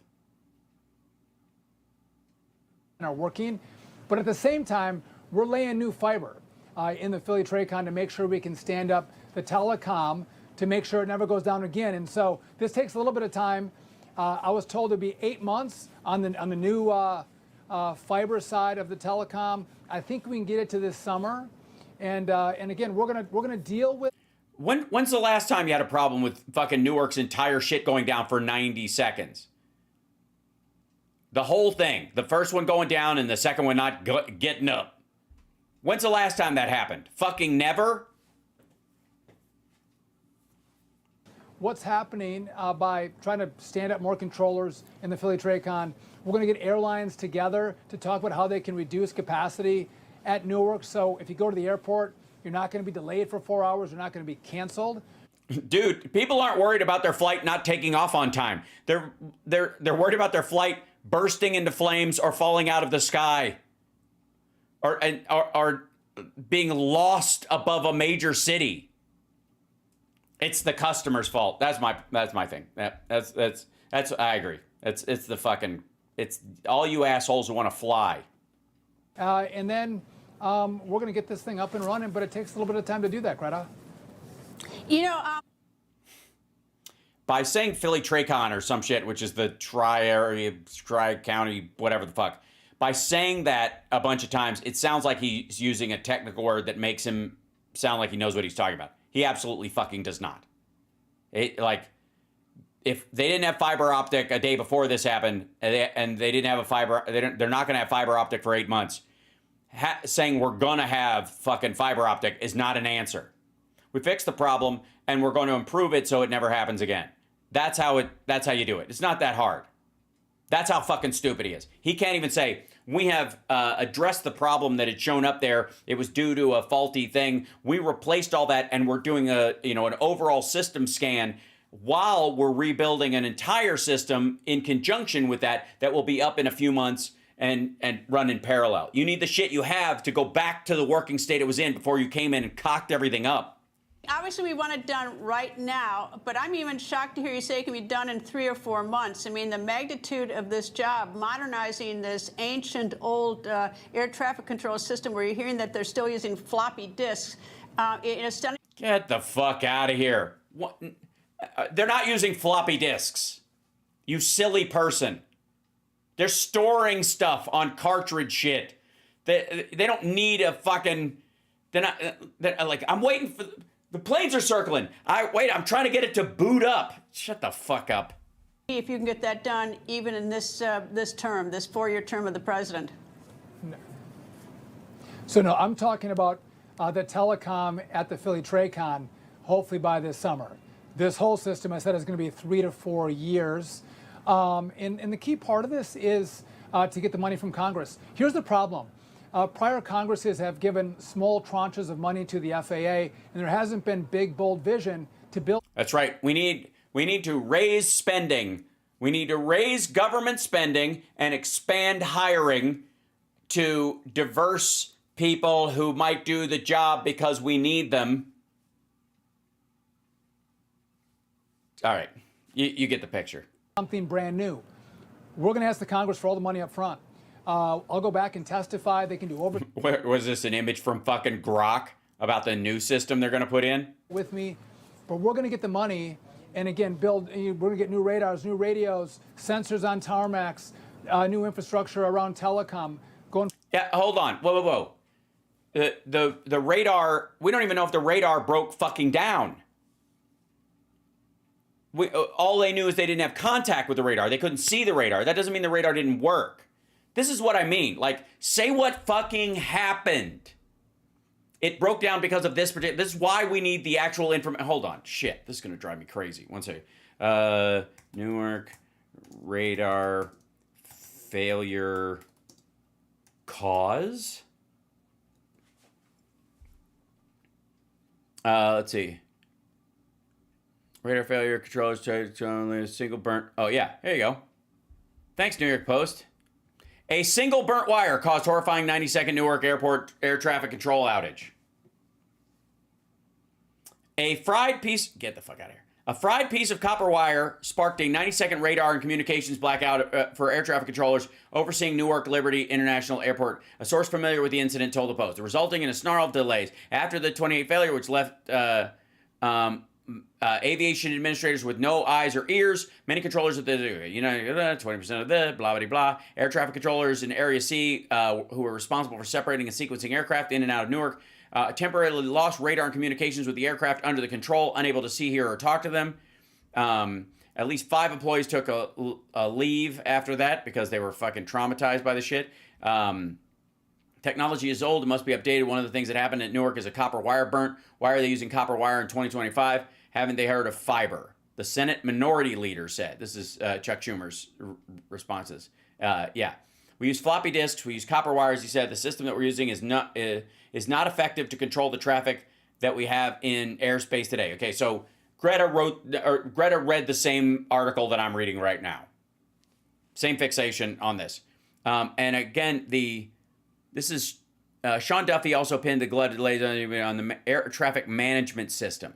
No, it had nothing to do with whether the air traffic management system. Nothing. The air traffic management system was working just fine. As a matter of fact, after that 90 seconds, it came back online. They were able to use it to land all those fucking planes in quick succession because it fucking worked. It already works. It works. The system works. You need more people, so you need to hire some fucking people. You might need to update the system, but you got to do that strategically over time because you have to train the new people and the people who are still working there on the new system to make sure it works. It has to be tested. And what's its fail rate? What if it fucking locks up and you can't reboot it like a fucking laptop from the 90s? Then what? What are you going to do? Turn the airport on and off? One of the reasons why they don't change these things as quickly is because if something goes wrong, somebody nearby knows how to fix it. This is exactly Trump's reasoning on why they, why he didn't like the maglev system on the Gerald Ford. Remember that? He was like talking to guys like, yeah, it was the hydraulic system. If something went wrong, we just come out there and hit it with a fucking mallet and bang it back into space and it worked just fine. It took us 2 cents. But this whole thing's like all computery and shit. Leon's getting larger. Copper to fiber, all the things that make an air traffic control system great, we're actually going to implement here. And the space is going to be safer, but also, Greta, more planes are flying in the air.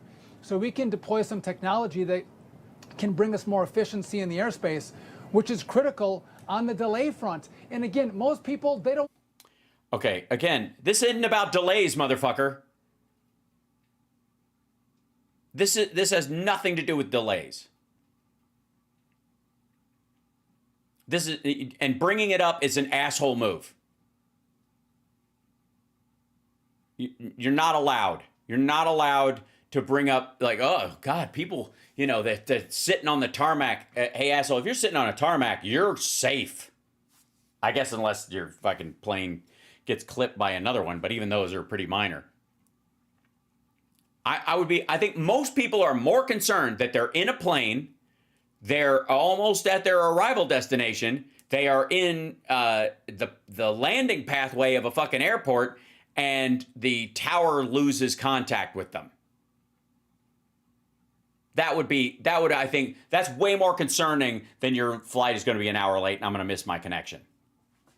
Know who the FAA administrator is. They don't want to know who the DOT secretary is because everything runs well.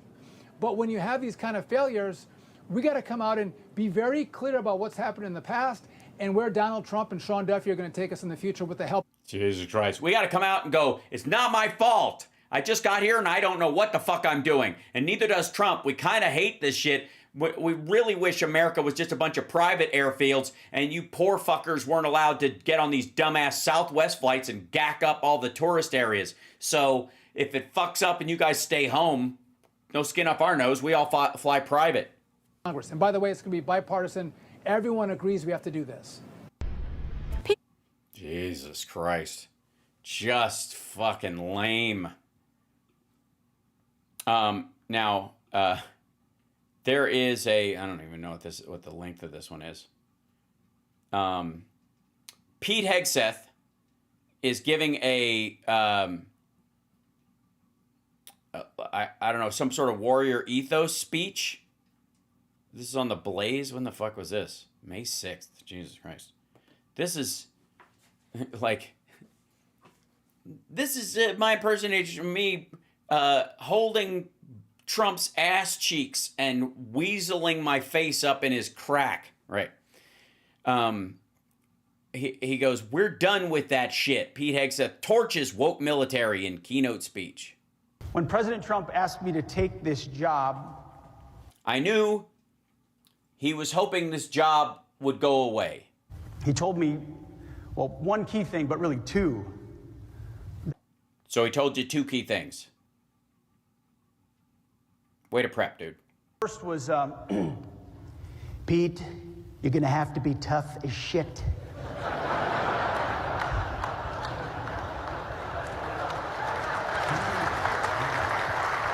How tough is shit? Just, I don't know. Seems like pretty soft overall. I mean, obviously Trump's shit probably is a brick, so. They're gonna come after you. Because you're unqualified and a philanderer and full of shit, and you ripped off the veterans charity you worked for, and you were the B-string asshole on Fox and Friends, and nobody thinks you're qualified to do this stuff, and you're basically a wrestling character. Boy, he was not kidding about that one. This job requires a steel spine, and that's fine. My job's easy compared to what you do. We're doing the work on behalf of the American people. Sorry, my job requires a steel spine, and that's awesome. So yours is made of titanium, aluminum, vibranium, what? American warfighter. But then the president, after he said that, went on to say, I need you and I want you to restore the warrior ethos in our military, full stop. Yeah, he used those words. Right. I think you said, I want to restore the warrior ethos. And he said, do that. Okay, fine. Button. Hold on. Where's the, I think he has this button on his desk. There it is. And that's been my first priority since day one, is restoring the warrior ethos. And apparently, a big thing about the warrior ethos is warriors don't fight in the dark and in secret. They don't hide their war plans. They post them for the world to see, and they say, come get me, you fucking assholes. I'll tell you exactly where, well, not me, but other pilots are flying when they're over a country that has anti-aircraft batteries. So, yeah, come get me. Well, them. Come get them. Totally warrior ethos. It's one of the most fundamental of those three objectives. Again, humans more important than hardware. I'm glad you feel that way. I might buy it a little more if either of you showed up for the return of our dead soldiers. It starts and ends with warriors from training to the battlefield. We are leaving wokeness and weakness behind. And we're going, what? Corporate weasel media military? That's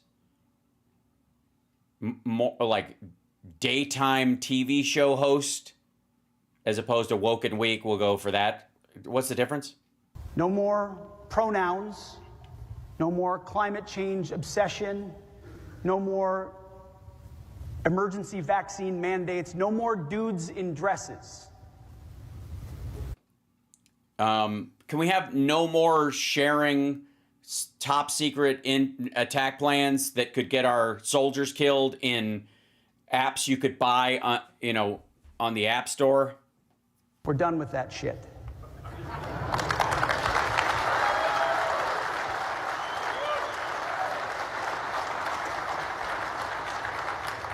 We're focused on lethality, meritocracy, accountability, standards, and readiness.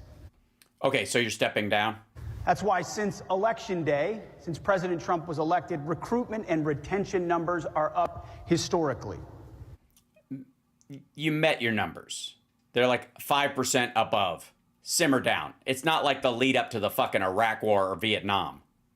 Attracting military service is something Americans have long been attracted to, but more so when they see leadership they want to follow. Attracting military leadership is something we've been attracted to. They want to be in disciplined formations that value them. Yes, we do. Not for immutable differences, not for the color of our skin or gender, but because of honor and integrity and grit and patriotism. Means a lot coming from a guy who won't even admit that attack plans are top secret, especially while they're being carried out. They want a meritocracy. Right, so fuck off. They can work hard, make themselves better, kick ass, and rise up. They're looking for adventure. That's right, they are. They want to go to interesting places, meet interesting people, and kill them. Risk, danger. They want to push themselves and test themselves against others.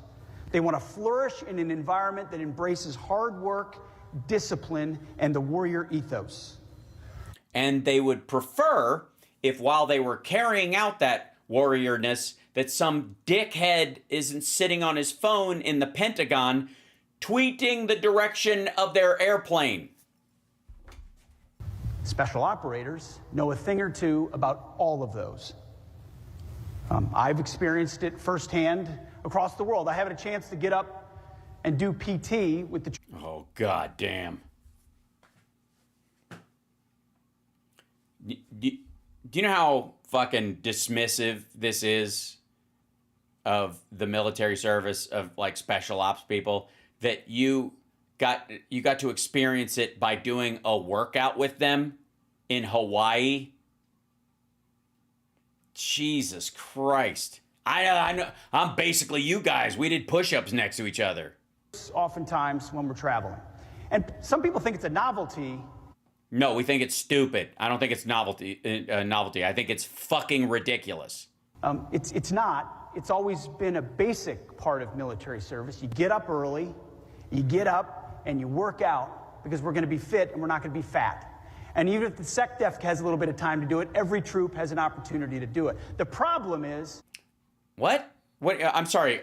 Was there a big thing that, like, the troops, especially in special ops, are just, like, kicking back and putting their fucking feet up, you weirdo? If I gotta lead by example. So if the SecDef can fly in with a camera crew and work out next to these folks, then... It went from let's do PT with the troops to every special operations group in the world trying to smoke the SecDef. I find myself almost blacking out by the end of the workout and then having to hand out coins and try to stay right ways up. Appreciate that. You chose to do it, asshole. You, this group, have long been the standard bearers of what it means to be an American warrior. Right. And he thinks he's just like you because he did your workout with you and then flew out and worked out with somebody else and then flew on another plane and did it as well. All the while texting your location and the direction of your ship and your airplanes and everything into areas where you could be killed. Because isn't that fucking awesome? Exclusive club where the cost of membership is commitment, toughness, courage, grit, paired with accountability. Especially for those who don't turn their fucking phone off. Intelligence and skill. The skill to turn their fucking phone off. At times, and this is a key thing and something we've seen firsthand, when the broader force has strayed from the path, has strayed from sanity, has strayed from standards. The broader force? Have been keepers of the flame. So it's great to see so many outstanding leaders this morning who embody that warrior ethos. General Fenton, thank you for your courage, your determination, and your... This is all just kissing ass. Showing your forces what right looks like. It's like, I have to say, as like goofy and stupid as this is, and it's going to be boring, but I have to call this what it is. It's stolen valor. It's like he's taking the machismo version of valor. I stood next to you guys and then hopped on a plane and fucked off, and I'm basically just like you, and we all share this thing, even though they're the ones who are going to get fucking killed. And he's so goddamn flippant with the entire signal gate thing, with putting in that line into the Pentagon. He's going to get somebody killed if he hasn't already. I mean, it may be years before we find out some ops got compromised and people got fucking killed because this dipshit spilled the beans someplace. Because he thinks it's like it puffs up his ego to talk about it loudly because it's the Trumpian fucking way. God damn. It's so fucking pathetic. One more thing though. I'm gonna see if I can. It's gonna drive me crazy. I gotta be able to find this. I have to. By the way, hit the like, share the show, etc., etc., etc. If I may. I know I had. I'm not going to be able to find where it is. Okay, so the reason I was annoyed, let's see.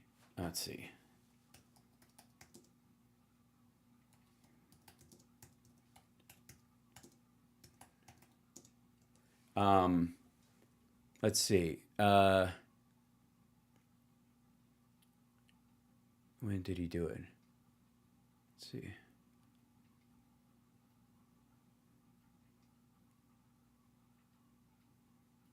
Oh, maybe it's not. It's got to be posted, isn't it? Hold on.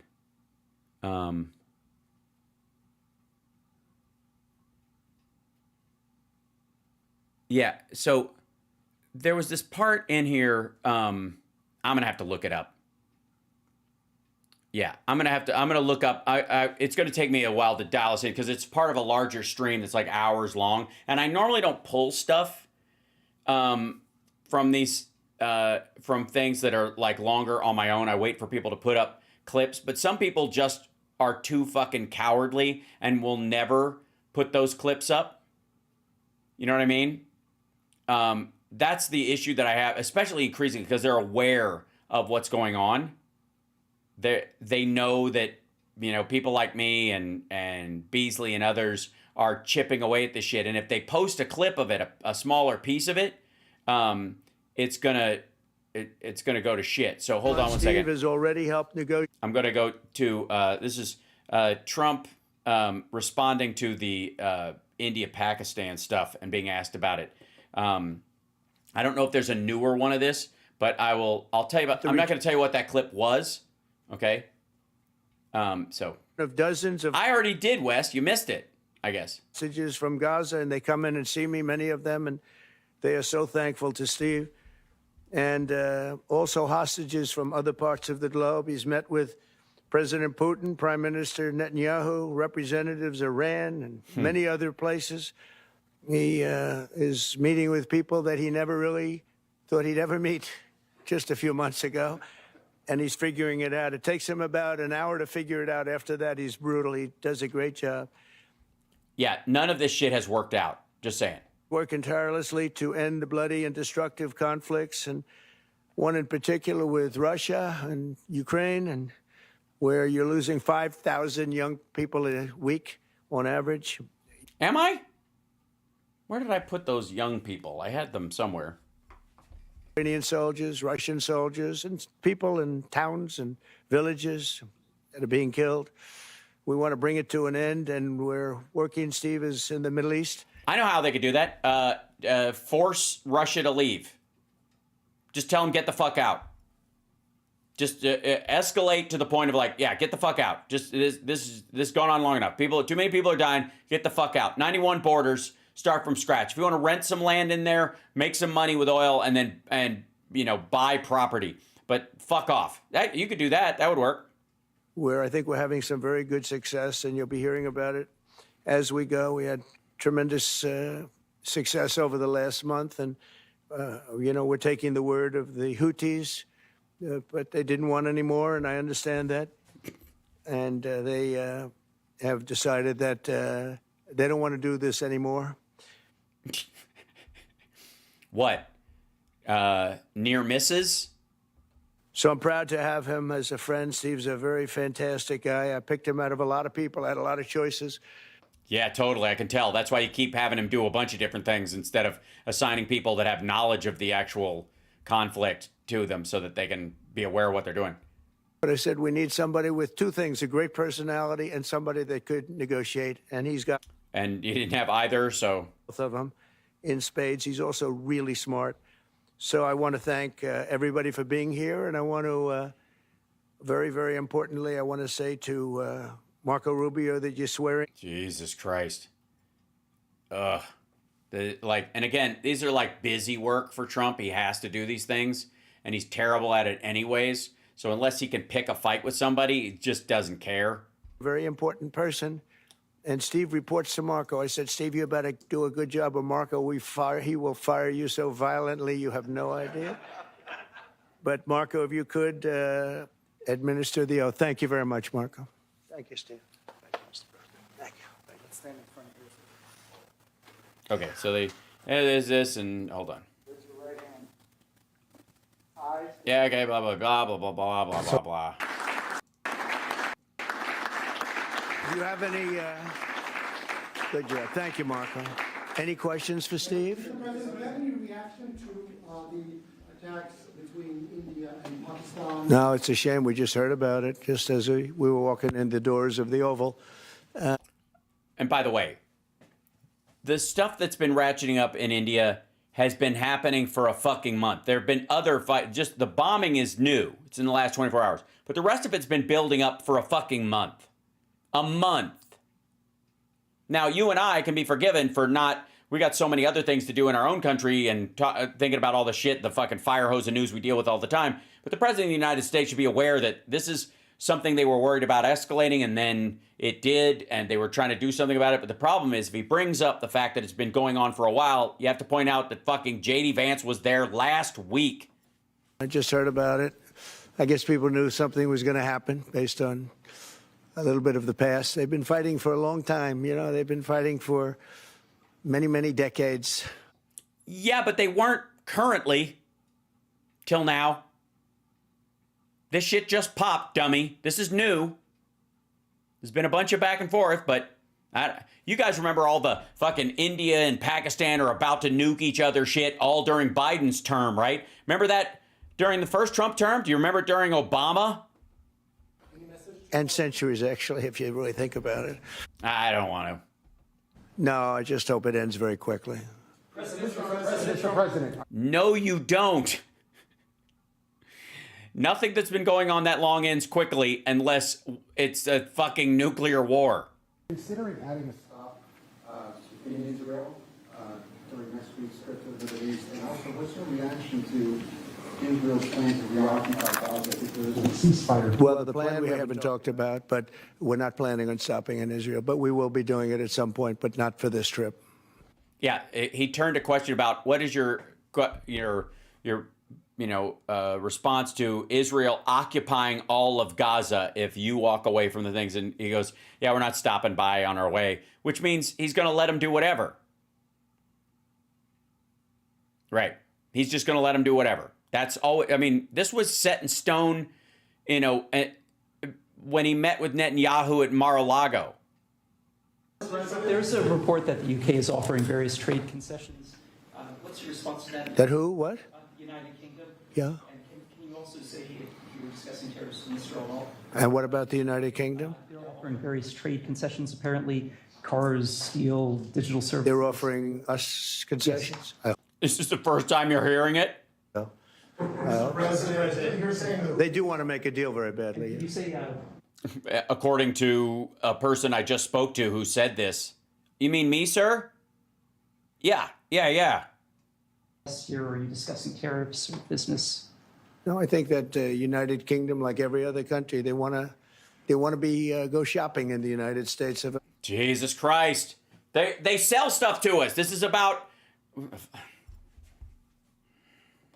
China wants... If they wanted to go shopping in the United States, they already would have. We wouldn't have a trade deficit, would we? Very much wants to make a deal. They all do. But no, they don't. Yeah, I would say that every country wants to make a deal, and not the ones they had in the past where we were like, look, we were being ripped off by every country practically without exception in the entire world. Yeah, we've heard this shtick before. It doesn't change a fucking thing. And those days are over. Those days are over. And I said before in our... It's like if you're sitting in a doctor's office after major surgery, and you were like, did you really have to cut open his chest and stop his heart and do all that stuff or whatever? Like, well, for a long time he's been eating food that I disagree with, and in the interim, of course, the clothes he used to wear decades ago for a long time have just been embarrassing. So I mean, I had to do what I had to do right now because it's an emergency that has nothing to do with what was wrong with it. Meeting with the new and very talented Prime Minister of Canada, that we have some very big announcement to make. It's not a trade, it's about something else, but it's going to be a truly earth-shattering and positive development for this country and for the people of this country. And that'll take place sometime within the next few days. Of course it will. Yeah, in the near future. Any plans for Mr. Wickoff to travel once again to Russia? And as you mentioned in your remarks, he's traveled to Russia on a number of occasions. He's met with President Putin. What type of progress is being made as it relates to all of those visits that he's made to? Oh, that's easy. None. I think a lot, because I think Russia wanted to take all of Ukraine and they've stopped. They stopped wanting, or they stopped trying. I mean, if they stopped 3 years ago from trying to take the whole country. That's a lot of progress, you know. That's no progress. They haven't stopped anything. What are you talking about? Small. It's a portion of Ukraine. But no, I think a lot. I think if we weren't here, they would be right now fighting to take the whole country. No, they wouldn't. They absolutely would not. If Biden or Harris was in right now, especially Biden, because he wouldn't have to get reelected, holy shit. Not doing that. So I think that's a lot of progress. That's no progress whatsoever. This is gibberish. President, does it frustrate you that Russia continues to attack civilian areas inside Ukraine without any... And make fun of you? Could bring that up too. You know, Sergei Lavrov and Medvedev and Putin ultimately have joked about how easy it is to fucking control Trump. Say it to him. Bring that up. It leads to scores of casualties almost on a daily basis. I don't like anything about that war. It's a war. I don't like anything about it. And I'm not happy with that. No, not at all. Not even a little bit. Yeah. Okay. What? Okay. What was that? Sorry. Not even a little bit. So I was concerned that he was a little bit, but not. No? Okay. President, you've said the Houthis are backing down. We're seeing conflicting reports that they plan on continuing to attack Israel in support of Gaza. Does that change the equation? No, I don't know about that, frankly, but I know one thing: they want nothing to do with us, and they've let that be known through all of their surrogates, and very strongly. What the fuck does that mean? If they attack Israel, fuck them. Okay, go with that. Just say it. Mr. President. You said that all hell would break loose if the rest of the hostages weren't released.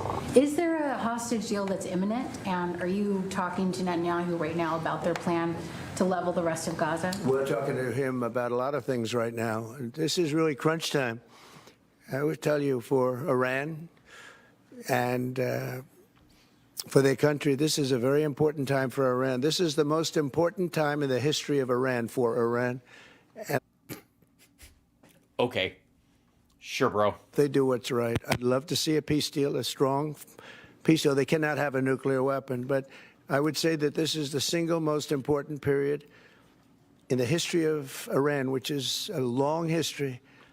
Okay, so what he means is, if they can't get a deal to, get in there and just completely eliminate the nuclear program, which Iran won't say yes to, we're going to war with them. That's what he's talking about. I don't know what's the third option. And we want it to be a great. Oh, by the way, there is a third option. I'm sorry. That he's bluffing and full of shit and he's not going to do anything and he's just trying to sound like a tough guy because he thinks it helps the negotiations, but ultimately it doesn't. Let it be a tremendously successful, rich country. They have everything you need. The people are incredible. They have vast amounts of oil and assets. We want it to be a successful country. We don't want to do anything that's going to get in the way of that, but they can't. Well, then why would you name the Persian Gulf the Arabian Gulf? Because the Persians, they're the ones kind of on our side. These are the Arab Muslim expansion wiped out a lot of the Persians, and Iran was a Persian country. It just basically says you're on the side of Saudi Arabia, I think.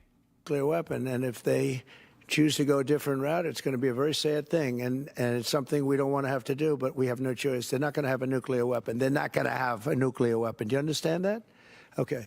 Yeah, she's not with Iran. I want you to know that she's like, oh shit, I must go right home and immediately tell them you said this.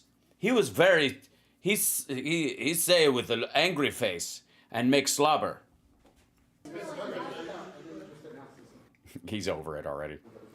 So am I. With regards to the Houthis, has Have you told the military to stop attacking? We just informed them a little while ago, and all action is stopping. Some people probably haven't heard yet. You know, there are various people in various rather strategic locations.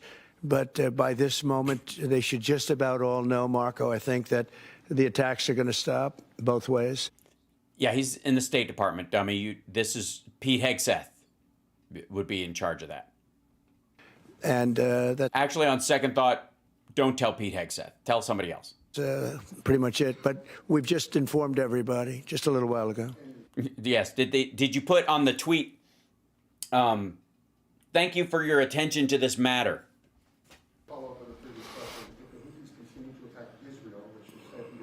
If they continue to attack Israel, just not attack. Well, I'll discuss that if something happens. Okay, if something. They just bombed the airport with Israel and the Houthis. Yeah. Later this week. Well, I can announce all of them now. I could announce 50 to 100 deals right now. If I just make them up, it doesn't mean they have to agree to them. You know, I'm the shopkeeper and I keep the store. Jesus. And, you know, I know what countries are looking for and I know what we're looking for. And I can just set those terms and they can go shopping or they don't have to go shopping because everybody. Do you sell groceries? Yeah, I do need a. Yeah. This is like a beautiful store. This is like one of Bernard Arnault, or maybe I should say Alex, even more importantly, young, the future. But Bernard's an honor to have you. We'll have a meeting after this. But he has the greatest stores in the world, and they want to shop. Our country is the greatest store in the world of that kind, and everybody wants a piece of it. And they took advantage of us for years because we allowed presidents. Our presidents allowed it to happen. You know, I don't blame China, and I don't blame Vietnam, and I could name every single country all the way up and down the line, South Korea. Every single country took advantage of us without exception. Japan, these are friends of mine, but they took advantage of this country. They ripped off our country, selling us millions and millions of cars a year, and we sold them none. We weren't allowed to sell them a car. They took advantage of us. I don't blame them. I blame the people that sat behind that desk that allowed it to happen, but I don't allow it to happen. I didn't in the first term, but this is a much stronger position because we're the greatest economy in history in our first term. Stock market was up 88%, and we had numbers much better than that. But this is going to be, I think, a much better term, and I think the tariffs are coming in, starting to come in. We were losing $5 billion plus a day on trade. Now we're not losing that kind of money, and we'll soon be making a lot of money a day and a year and a month. You and perhaps the Does that help? It made it more palatable. New York Attorney General Tish James for fraud. We haven't heard much about it. Could you or the Attorney General give us an update as to what's going on with that investigation? Well, I don't want to get involved in something that Pamela's involved with. If you'd like to say something. Pamela? In my office. I can say unrelated to that. She's a disaster for New York. She's a horrible, horrible human being. She's a horrible person. She was so mean to me, the black lady. And I think she's a total crook. There's no question about it. But that's just my opinion. Pam's going to have to do what she wants. She's a very bad person. She's a very, very bad person who campaigned solely on I'm going to get Donald Trump over and over again. She's a sick person. But that's has nothing to do with what Pam does. Pam is going to do what's right. She always does. I've known her a long time. Yeah, go ahead, behind you. Progress in the Middle East. But at the moment, as a colleague said, in Israel, Netanyahu is saying he now wants to conquer Gaza. Is there any prospect of any movement on that? Are you happy with what Netanyahu Well, we've gone very slowly because we want to try and get as many hostages saved as possible, and we've done a good job in that regard.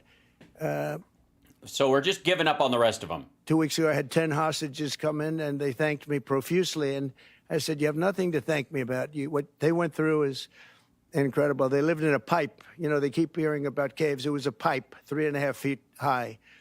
And they didn't know if they were going to breathe. They didn't know if they were going to live to the next day. They lived like hell. I couldn't believe the stories I was hearing. And And they weren't grandstanding. These were people that were seriously mistreated. Really? You didn't feel like you were being a hostage talking to you? Wasn't just inflating the story just to keep your interest? Was in for 512 days. One was in for 361, I guess, days. And one was in for a shorter period of time. The stories were unbelievable. I said, how many people are left? How many are left? They said 59. I said, oh, wow, that's more. I said, oh, wow. I thought they said, well, only 24 are living, but now it's 21. That was a week ago. Now it's 21 are living. And these are young people. These are young people don't die. Old people die. Young people don't die under these conditions. Yeah, they do. They do die under those conditions. That's why being a hostage is shitty. That's why taking hostages is a war crime. So of the 59 people, and they said 59, and I said, really? But they said only 24 are living, and I now correct, I say 21. Thanks, because as of today it's 21. 3 have died. So this How do you fucking know? Terrible situation. We're trying to get the hostages out. We've gotten a lot of them out. As the expression goes, there's 21 plus a lot of dead bodies. You know. Yeah, that is the expression. You know, that it's what the kids say. There's 21 plus a lot of dead bodies. Jesus Christ. Parents came up to me on numerous occasions, but big parents, tears in their eyes. A couple in particular, they came up to me 2 weeks ago and they said, please, sir, my son is dead. Please get us back his body. They wanted his body. He's dead. They know he's dead. They wanted his body as much as you would want the boy if he was alive. Nah. No. They would have rather had him alive. They just don't want him less because he's dead. Jesus, what the fuck? It's a very sad thing. Thank you very much, everybody. Thank you. On that note, Jesus Christ, way to stick the landing. Oof, that was rough. Thanks for sticking through it with me, kids.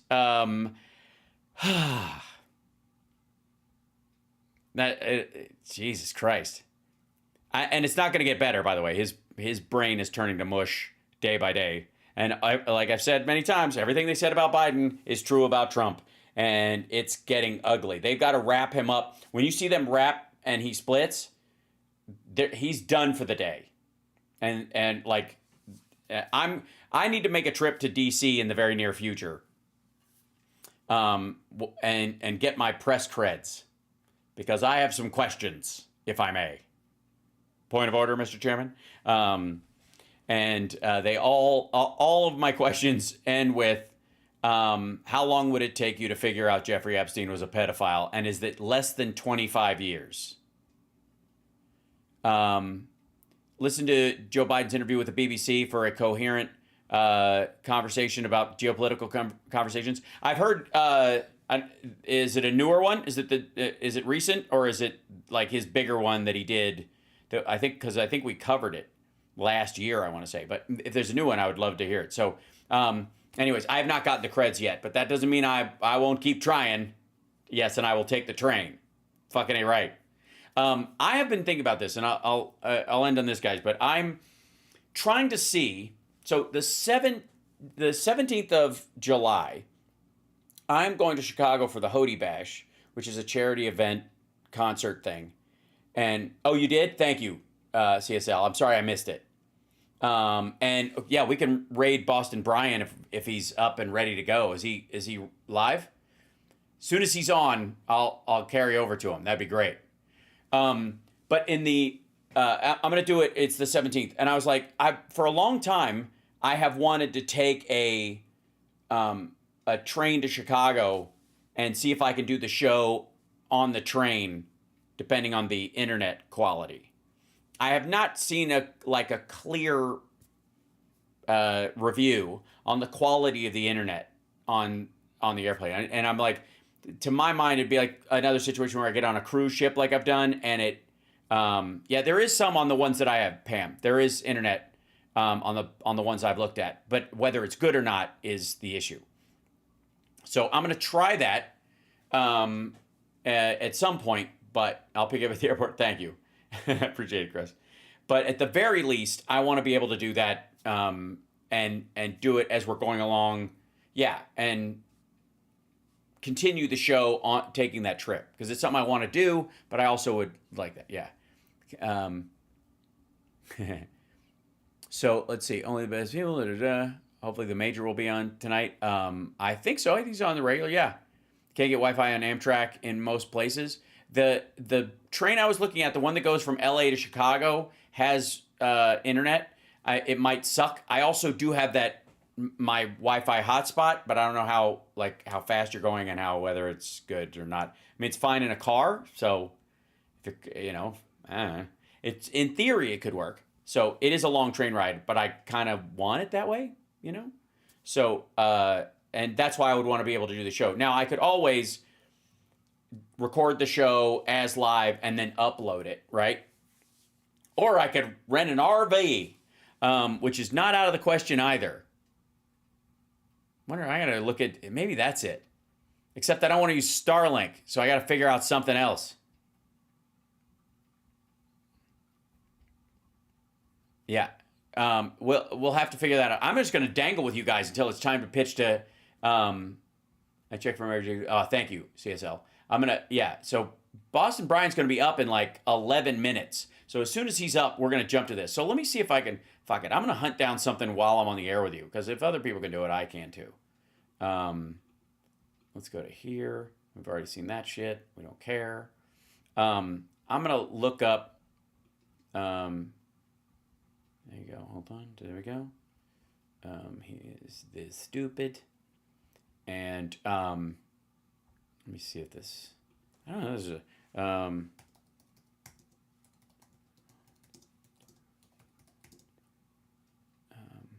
yeah, there you go.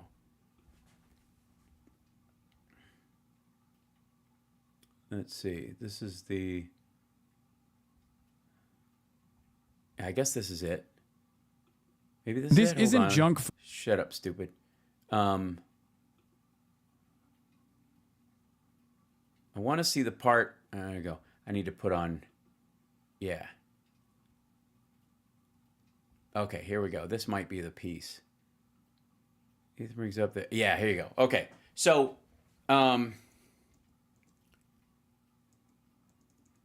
see if we can. I don't know how far back this goes.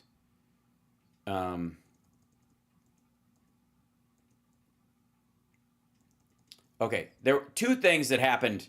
Let me tell you something. I'm not a big fan, kids, of the sort of back and forth between internet personalities, especially the ones that know them. It's a fucking like the I don't know if you know. This is Chenk's nephew, and he's got a beef now with his former co-host Ethan Klein. They had a show together. I don't know, shit takes at 9 p.m. I don't know what it was called. But part of it is that there was this big break between the two of them because Ethan has apparently had no problem calling what Israel is doing as a genocide and has a much, farther left take, I would argue, even than I do. But somehow that's not enough for Hassan. Hassan is straight. There's a reason why people call him Hamas Abi. And he has not only justified October 7th in a bunch of by saying there are baby settlers and baby colonists, so there is no one that a baby that was killed or whatever is as guilty as an adult. Like that's where he's going for, which is really fucked up. But at one point he's talking about this thing. Usually I wouldn't give a shit, but they were talking about China, and obviously that pricked my ears up. You know what I'm saying? So this is. I think is this the Tibet not all stuff, of them, or? but a decent amount of slavers and defenders of slavery. This is violent retribution from a powerful federal government that squashed. Okay, Tibet is the South in the Civil War. Yes. Okay, so let's be real clear. Hamas, Hassan Abi thinks that all those people who are wearing Free Tibet shirts in the 90s, you fuckers should have been wearing a Confederate flag, because China rolled into Tibet and took it over, not because they wanted to, but they had to end the cotton industry and the transatlantic slave trade in Tibet. Yeah, check this out. Federal government Tibet was a separatist. that squashed. Okay. So, by the way, this is the old video. He's talking to him. There's so many layers of this shit, but this is him live doing this. Okay. Tibet is the South in the Civil War. Yes. Yes. The previous serfdom structure, and it's not Tibetan culture. I think it's like ridiculous to say. It's like, I think this is akin to saying like. This is akin to like saying the Tibetans were like the pre-Civil War slave South. That's exactly what he said. He said yes twice to that question. People in the South, it's just a part of their culture to be enslaved. That's not the case, okay? That's not the case at all. Yeah, we know. What the fuck does that have to do with your belief that the Tibetans are the equivalent of the South in this pre-Civil War America? The reason why I try to use this analogy here is because it's not an analogy. It's a direct comparison. We're not talking apples and oranges, which would be analogous to each other. It was initially an action of resistance against the the feudal serfdom structure in Tibet.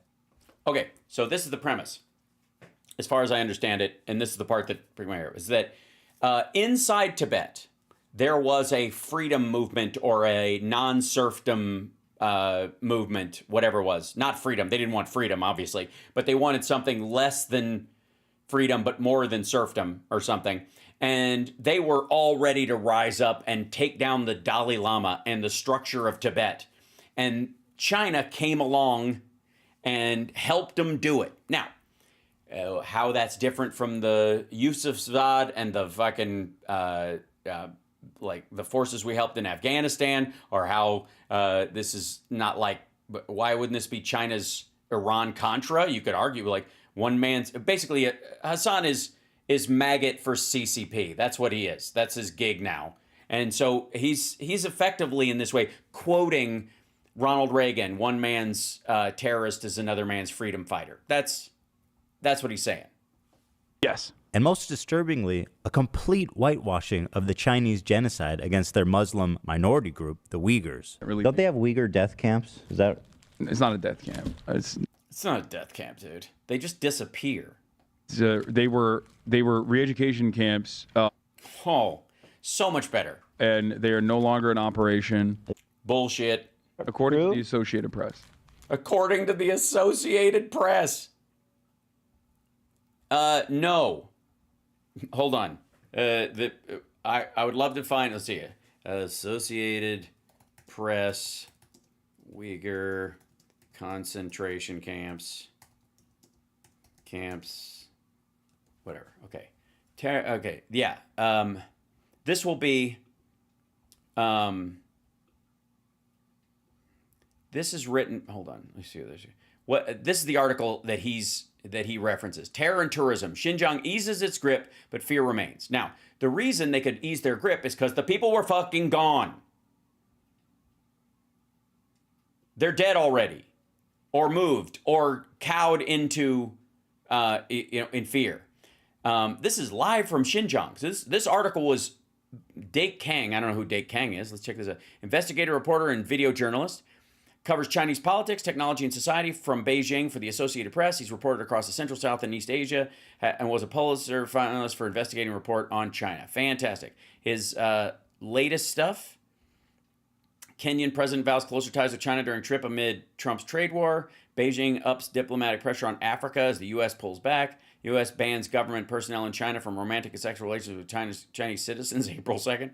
Thai officials secretly plan to deport Uyghurs while making repeated public denials. Okay, so that's what he's writing on. Okay, that's Dake Kang who wrote this, but this is in October of 2021. From Xinjiang, the razor wire that once ringed public buildings in China's far northwestern Xinjiang region is nearly gone.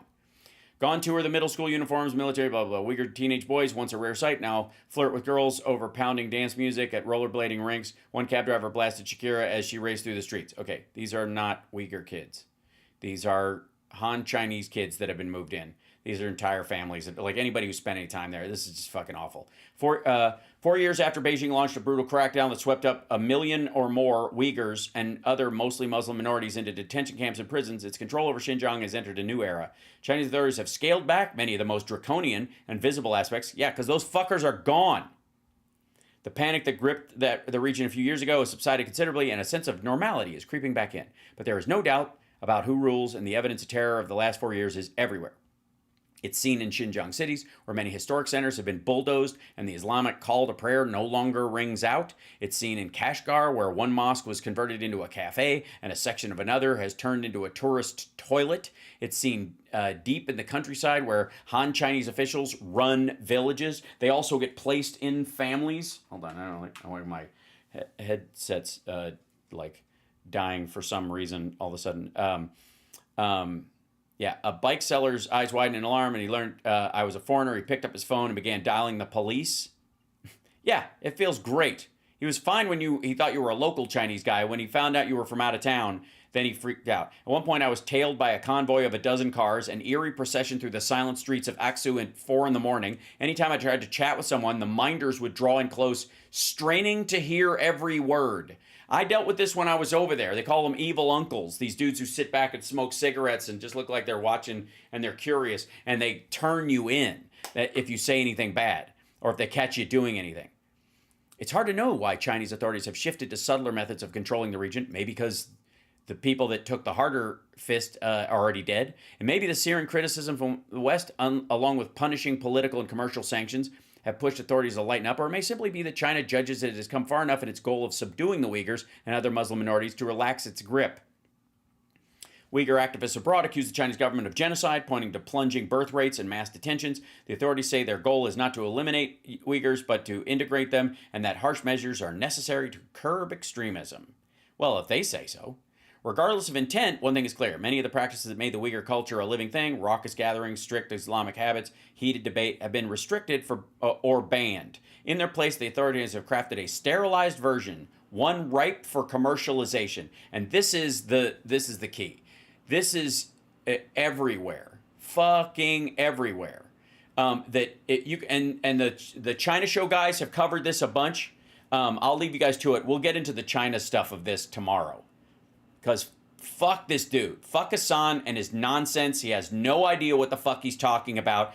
He is maggot for Mao. That's what this is. Like, he is so... you know how, like, Republicans will toss their values out a fucking window, that they've held on to for a long time just to suck up to Trump? Okay, he'll do the same thing for the CCP. None of his shit about socialism, communism, caring for people, all that shit, it's nonsense. Because he'll throw all those values out the window to suck up to Mao and the CCP. It's fucking gross. And it's just equally as bad. It's ignorant as shit. I'm gonna let you guys go, and I'm gonna send everybody on Twitch who has subscribed by now, I assume. I'm gonna send you guys over there, and we'll do a big Hassan video and see if we can pinch off some of his viewers. Why not? Because fuck him. Jesus Christ, what a cretin. On the other hand, I love you guys, though. You're awesome. And hey, if I wasn't here, who else is gonna clear up all this shit for you in as charming a way as possible? By the way, check out the shorts I posted from the banana show. That was a good time. All right, I'm gonna I think he just came on CSL, so as soon as I go to the end stream, we'll let the emotes run, and then we'll jump over to his stream. Love you guys so much. Thank you guys for the super chats. Thanks for taking care of me. Thanks for making the show possible. It means a lot, and I'll see you guys tomorrow.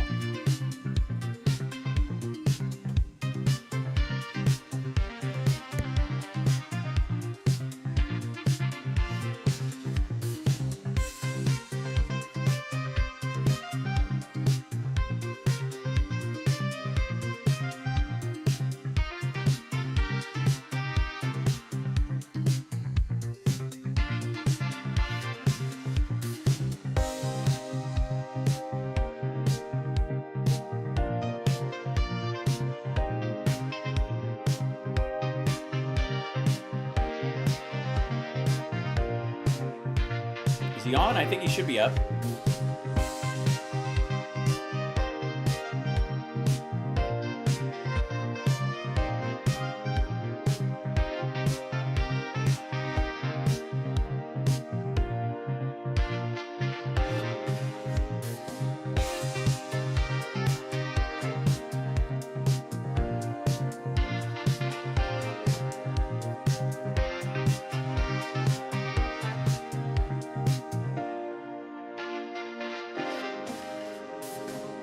You guys, please check out the China show. I'm going to stay on for a second till he jumps over. You guys will find him. Please, everybody who's on Twitch, jump over and send my love to Boston Brian. I think he's delayed slightly. Is he coming in, Andrea? Do we know?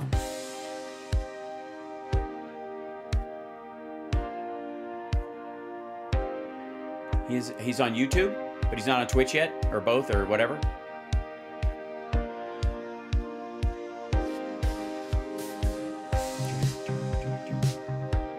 Almost. Ah, there he is. I see him. I got it. I got it. We're starting that raid. We're starting that raid. It's coming. I'm doing it. I got it. Getting ready.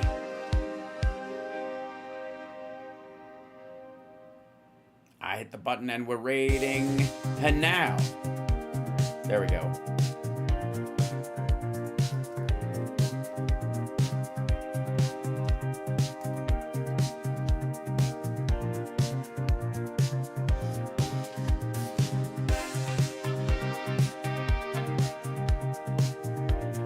Excellent.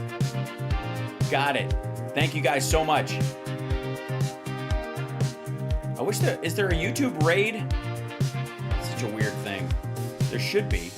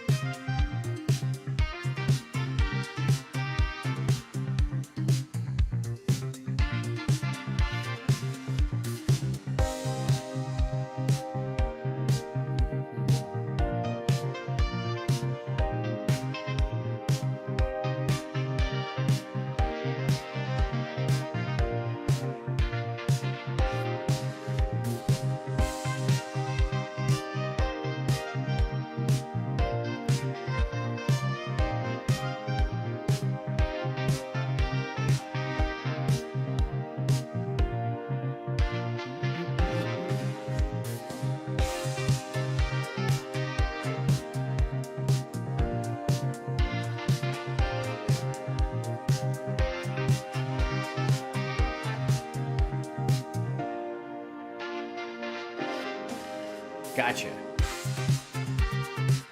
There's a YouTube raid. Don't know how it works. I know. It's so weird. Get the guys from China show for next Friday. That'd be great. For the morning show, you mean? That'd be great.